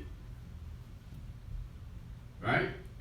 He didn't kill any. A lot of people that sinned, He didn't kill them right there on the spot. He had mercy all the way through the Old Testament too, right? But see the thing, and so now what He's showing us is, listen, you did those things in ignorance, so now go ahead and learn the law for yourselves. Study to show yourself approved. Study so that I know that I'm getting me a wife that actually knows me. She ain't just getting me because of my money. You see that? She ain't just getting me, you ain't just trying to get with me for my blessings. Yeah, we love you. Can we get back into Israel now? Can we get out of slavery now? Yeah, we believe in Jesus. Yahweh, that's how you say, okay. Right? Nah, they can get to know me. Take some time before I bring you back to Israel, marry you again. Take some time to actually get to know who I am. And then some, they're going to stop halfway through the book and be like, I don't like this guy. Okay, you ain't got to marry me. Y'all see that? That's what He wants. He wants an informed choice now. Not because you saw 30,000 people get swallowed up in the when the earth opened up. Not because you saw 40,000, 50,000 people get eaten by or bit by snakes, and then you decide, yeah, I love the God of Abraham, Isaac, and Jacob. He cool. He my homeboy. Right? No, you do it now because love. Now you do it completely informed. Yeah, I know I've been messing up against the Most High and everything like that. I want to stop doing that. Not because you saw somebody got hit by a bus because, they disobeyed the Most High. No, now it's, well, shoot, I did a bunch of wicked stuff and He ain't killed me, but I still believe He's there, and I still believe I shouldn't do that, so I'm going to stop because I love Him. Y'all see that? What's that? Building that healthy fear for the Most High. Not that fear of, you're going to smash me if I mess up, but that fear of not wanting to disappoint Him because you truly do love Him. There you go. You want to do what's right. It's like you hear them stories, right? You hear them stories of like the dog that like ate his owner. right? In the middle of the night, he just started eating his face, or the owner died and the dog ate him, right? And then you see the other stories of the dog that the owner died and he's sitting there on the gravesite and won't move. That dog loyal to the end. Why? Because this owner kicked him in the stomach every time he seen him and ruled him through fear. And that dog was happy that nigga was there because he finally got something to eat, right? And then you got the other one, what the owner's dead, but he treated him good and kind all his life, and the dog recognized that, right? And the dog would have died for the owner. Y'all see that? God. That's what the Most High want. He want that one that's ready to die for him, rather than and that the feeling is mutual, rather than I'm only doing it because you'll kick me in the nuts. You see that? I'm only serving the Most High because man, it's hard without him. And you ain't serving him for the right reasons, man. That's how Israel did it. Because then when they got good, what they do? Wax, fat, and kick. There you go. Perfect. All right. Yeshua and wax, fat, and kick. They got stupid, man. They decided to turn against the Most High. All right. Go ahead. Did that help answer your question? Yeah, so just understanding, I understand that we're no longer in the old covenant, but Yahushua already set up the new covenant, but it's a process all the way until like we won't have to teach each other and stuff like that. Yeah, see, we broke the old covenant. Right. All right. So he's showing us the old covenant and the things we missed, the understanding we didn't get. So that when we sign the new covenant, when we re-sign our contract, we do it with understanding. All right?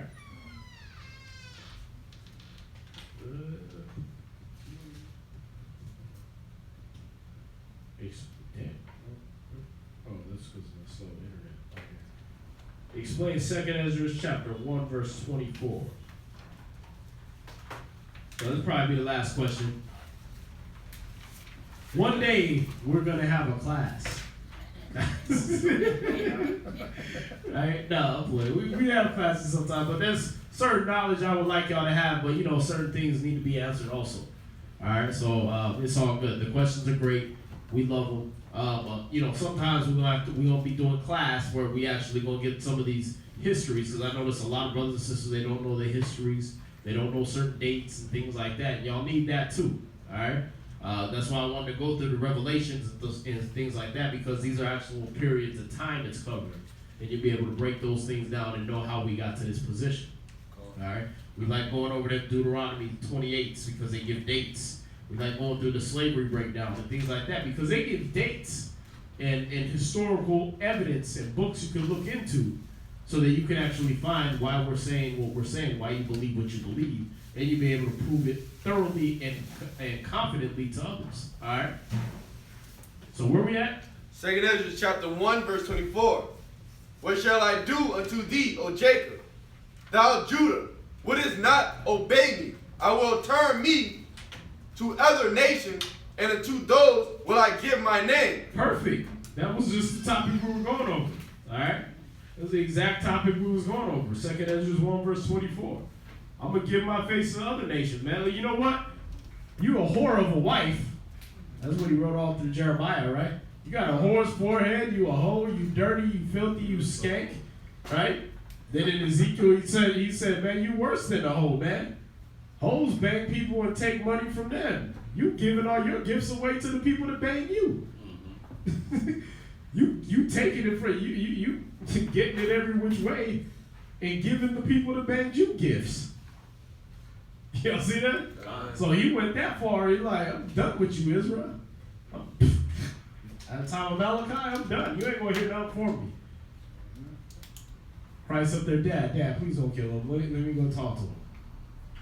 Yeah, go talk to him, because I ain't going to kill him. I just don't give a damn about him.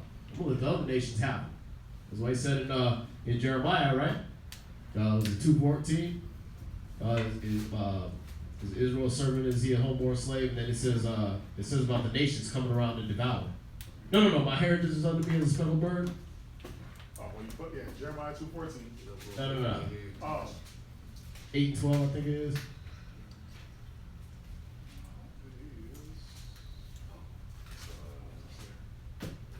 There we go, 12 and 9. 12 and 9. Jeremiah 12 and 9. My heritage is unto me as a speckled bird. The birds round about her are against her. Come, you assemble all the beasts of the field. Come to devour. Why did Most High say that? I don't give a damn about you, Israel. You're the worst wife ever. Y'all some hoes, man. I hope the wolves eat your ass. Ain't that what you do when you mad at your woman? I hope you catch AIDS and die.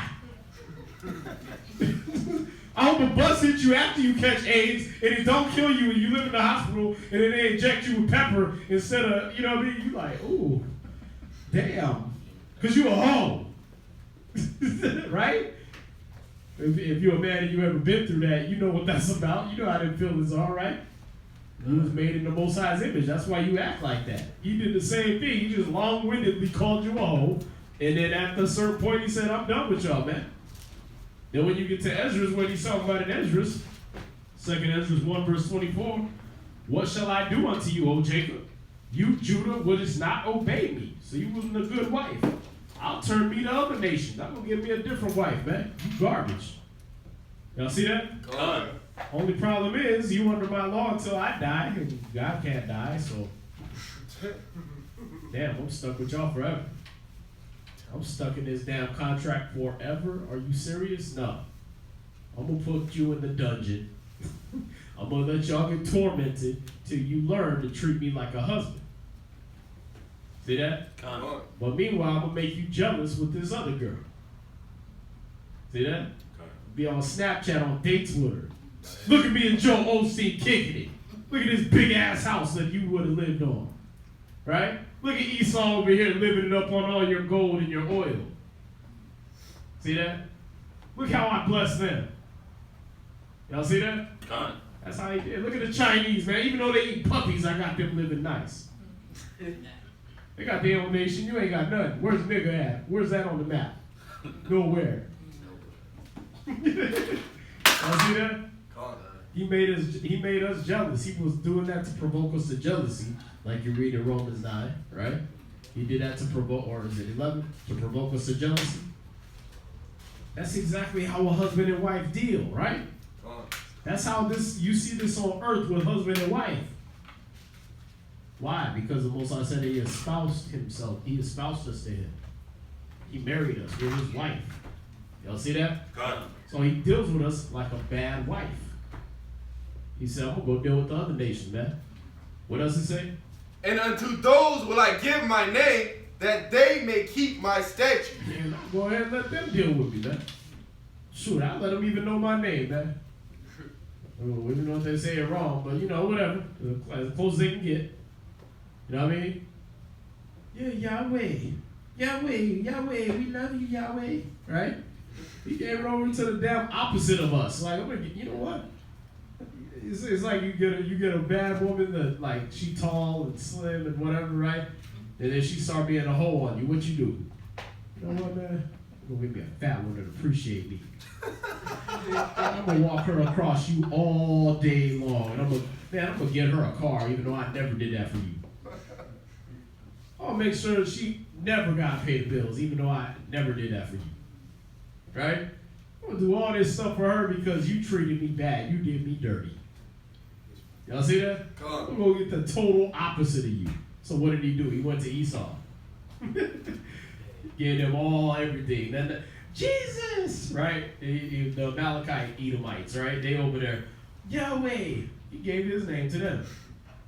I hate the way y'all say my name, but whatever, man. At least y'all worship me. At least y'all ain't holding around like the Israelites. Oh, y'all started doing that. 3 gay gloves in the Holy Land. Okay, it's time for Christ to come kill y'all, wipe you out. Let me see what my black people's doing. Let me see what my original wife is doing. And he looked down. Oh, Israel's a servant. He a homeborn slave. He's still in slavery down there. He's still acting stupid. Oh, wait, but he's calling on me. Right? Kumbaya, what was that? What was that when he's picking cotton? Kumbaya, oh, you remember my name now. Okay. Y'all see that? I might deal with you. I got a little more polishing up to do because you still some little dirty hoes, but, you know, I'll work with you. At least you know my name again. You ain't over there talking about old Molech, old Kion, what's the other guys we have? Baal and all that. right? At least you calling my name again. So, you know, you're salvageable, right? Just like when that woman that did you dirty, you like, you still look good. You know what I mean? You get your snap back? Okay. All right. Well, listen, we'll date. You know what I mean? We'll see how it works out. You understand? I know. You gotta do that sometimes. It's too graphic. Yeah. But y'all understand is he's giving us that time to reconcile, to clean ourselves up, man. All right. Was that it on there? Right. Those will I give my name that they might keep my statutes. Why? Read. Seeing ye have forsaken me. Why? Seeing ye have forsaken me. Because you left me, because you played the hoe on me. Read. I will forsake you also. I believe you too. I'm done with you too. But you know what? I'm taking the car. I'm taking the security system. Right? I'm taking the blessings with me. See that? Just like a husband, man. Just like a jealous, mad husband, right? You know what? I signed a prenup. See, because in the law that I signed with you was if you do this, I'll do this for you. So you know what? Since you missed the if, I'm taking all my stuff back. Y'all see that? I'm taking these blessings. I'm taking your rulership. I'm going to make you a slave again. Y'all see that? Put you back in the position I found you in. Dirty, naked, wretched, poor, and in your own blood. Didn't he say that in Ezekiel?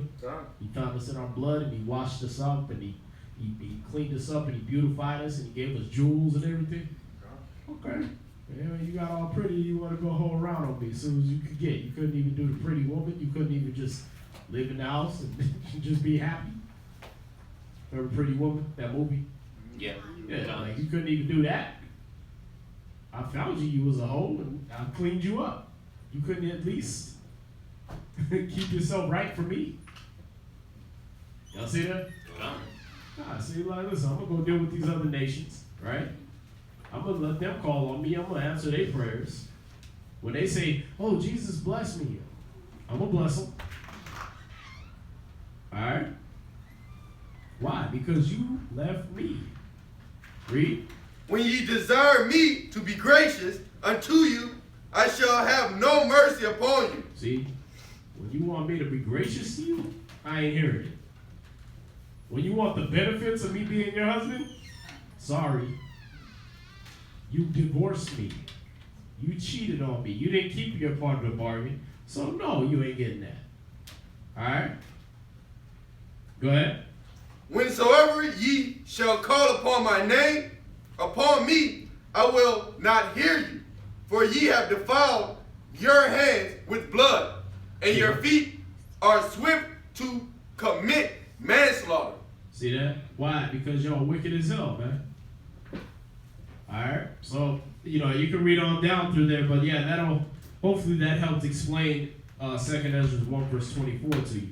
It's tied right along with Edith's question about that covenant and how we dealt with the Most High. Alright? Go ahead. And that was Romans 11 that you quoted.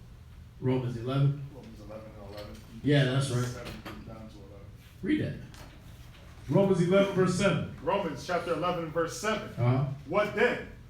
Israel hath not attained that which he seeketh for, but the election had obtained it, and the rest were blinded.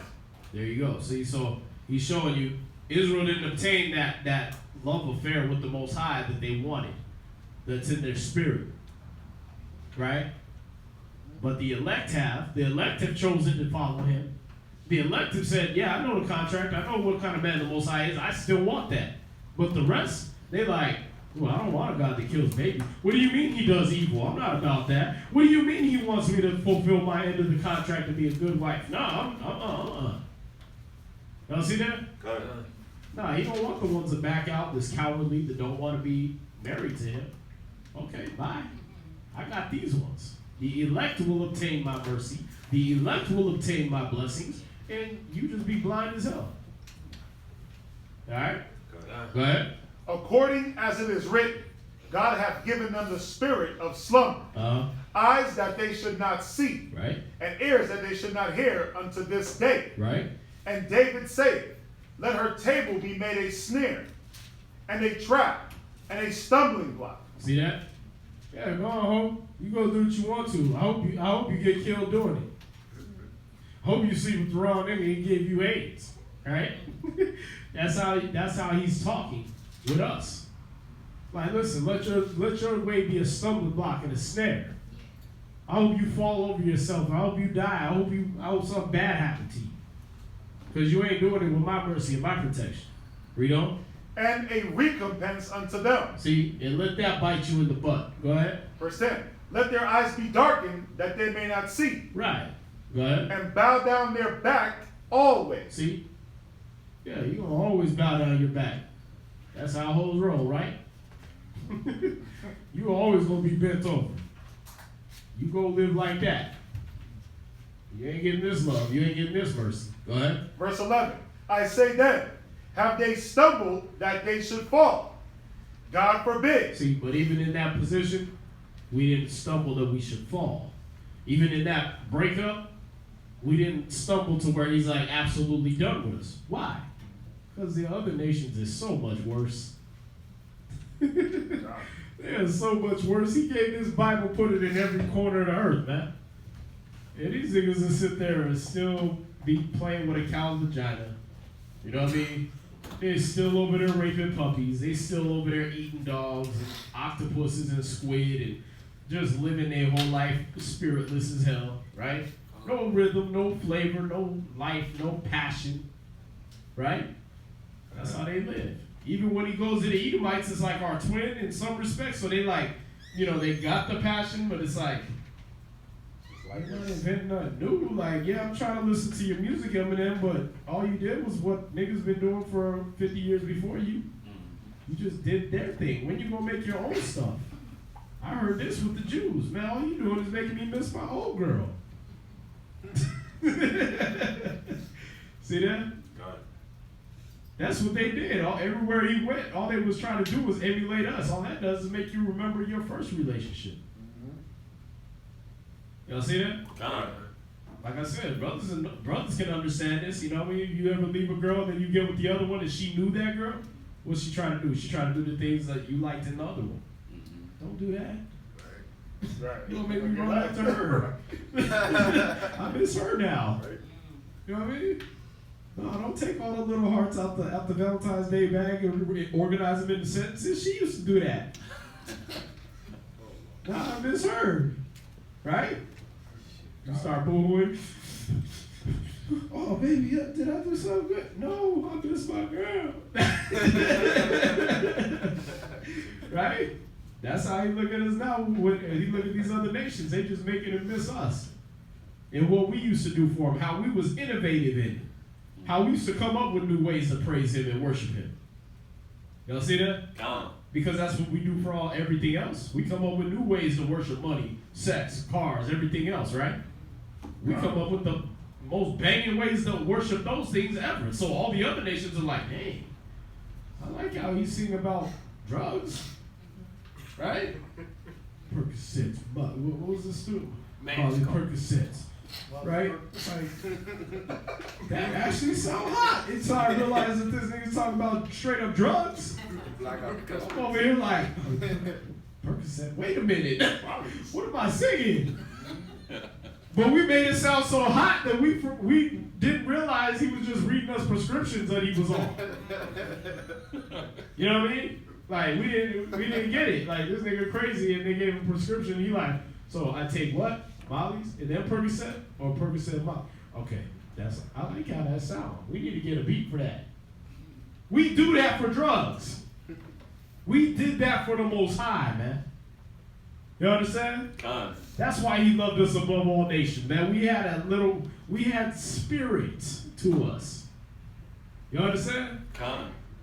So when he goes all these nations, all they do is emulate, man. All they do is imitate. It just makes him miss us. But what do? We still trying to act like We in a dirt poor position. You know, when you go back to that girl and she ain't did nothing with her life, she's still dirt poor. She worse off than when you mess with her, but she's still trying to act prideful. You like go back to her like, yeah, you want to try and give this a couple? You know what? I'm doing stuff. Yeah. You ain't got no job. What are you talking about? Right. All you do is smoke weed all day, and you don't even buy it. What the hell are you talking about? You got something to do. I'm just, you know, like she don't want to apologize. That's Israel. You understand? That's us. We do that. We like act like we're too good for the Most High now that He wants that relationship back with us. Y'all understand? We like, yeah, I heard you gave your whole son for me. You weak nigga. Ain't that how Negro women do here? God. As soon as you start giving them gifts and everything, like, oh, he weak. Right, I can play him. That's Israel. We're all that nigga woman. You understand? God. We all did that. We all looking at the Most High like He ain't nothing, man. And He still got it, and we fell off. He still got it. We over here dirt poor trying to act like He ain't nothing. Oh, I'm with Kemet now. Kemet? Who the hell is Kemet? You mean the niggas with the dog heads? You with that now? Even the niggas in Kemet ain't with Kemet. Yeah. But that's who you with?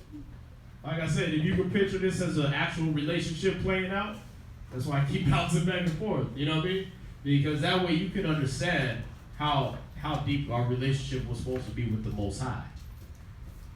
And how he dealt with us, just like we see being dealt with every day. So it's a way we can understand it. Y'all see that? It's a way now you can understand, oh, this is the kind of love He had for us? Dang. He had that,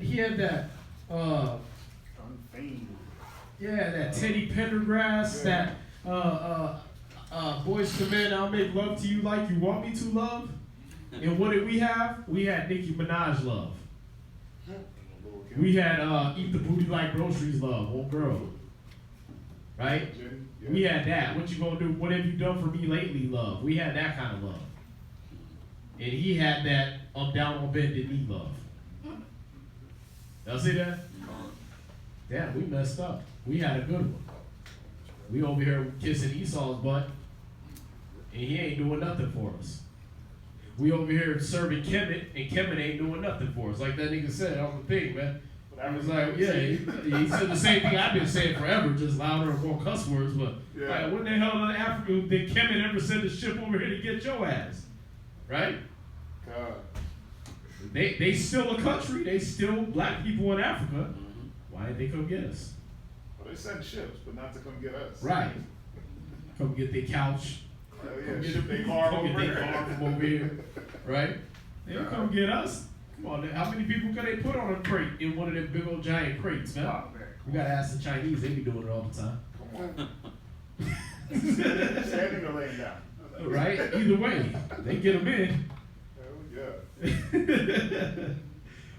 All right.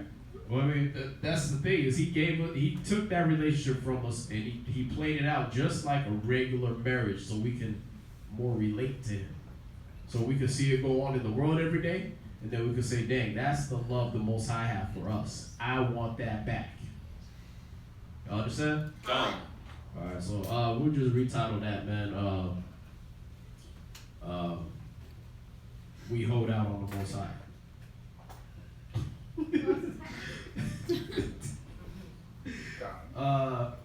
Questions? No. The broken marriage. Call it the broken marriage. Hebrew Israelites, the broken marriage. All right. So with that, we appreciate y'all joining us. If y'all got any other questions, we will be here Friday, 6 to 9 p.m. All right, and Saturday, 10 a.m. to 2 p.m. And, thank you for joining us. Sorry for the technical difficulties. We're going to try to get these internet people in shape by Friday and have this running the right way. But with that, we're going to say shalom. Shalom.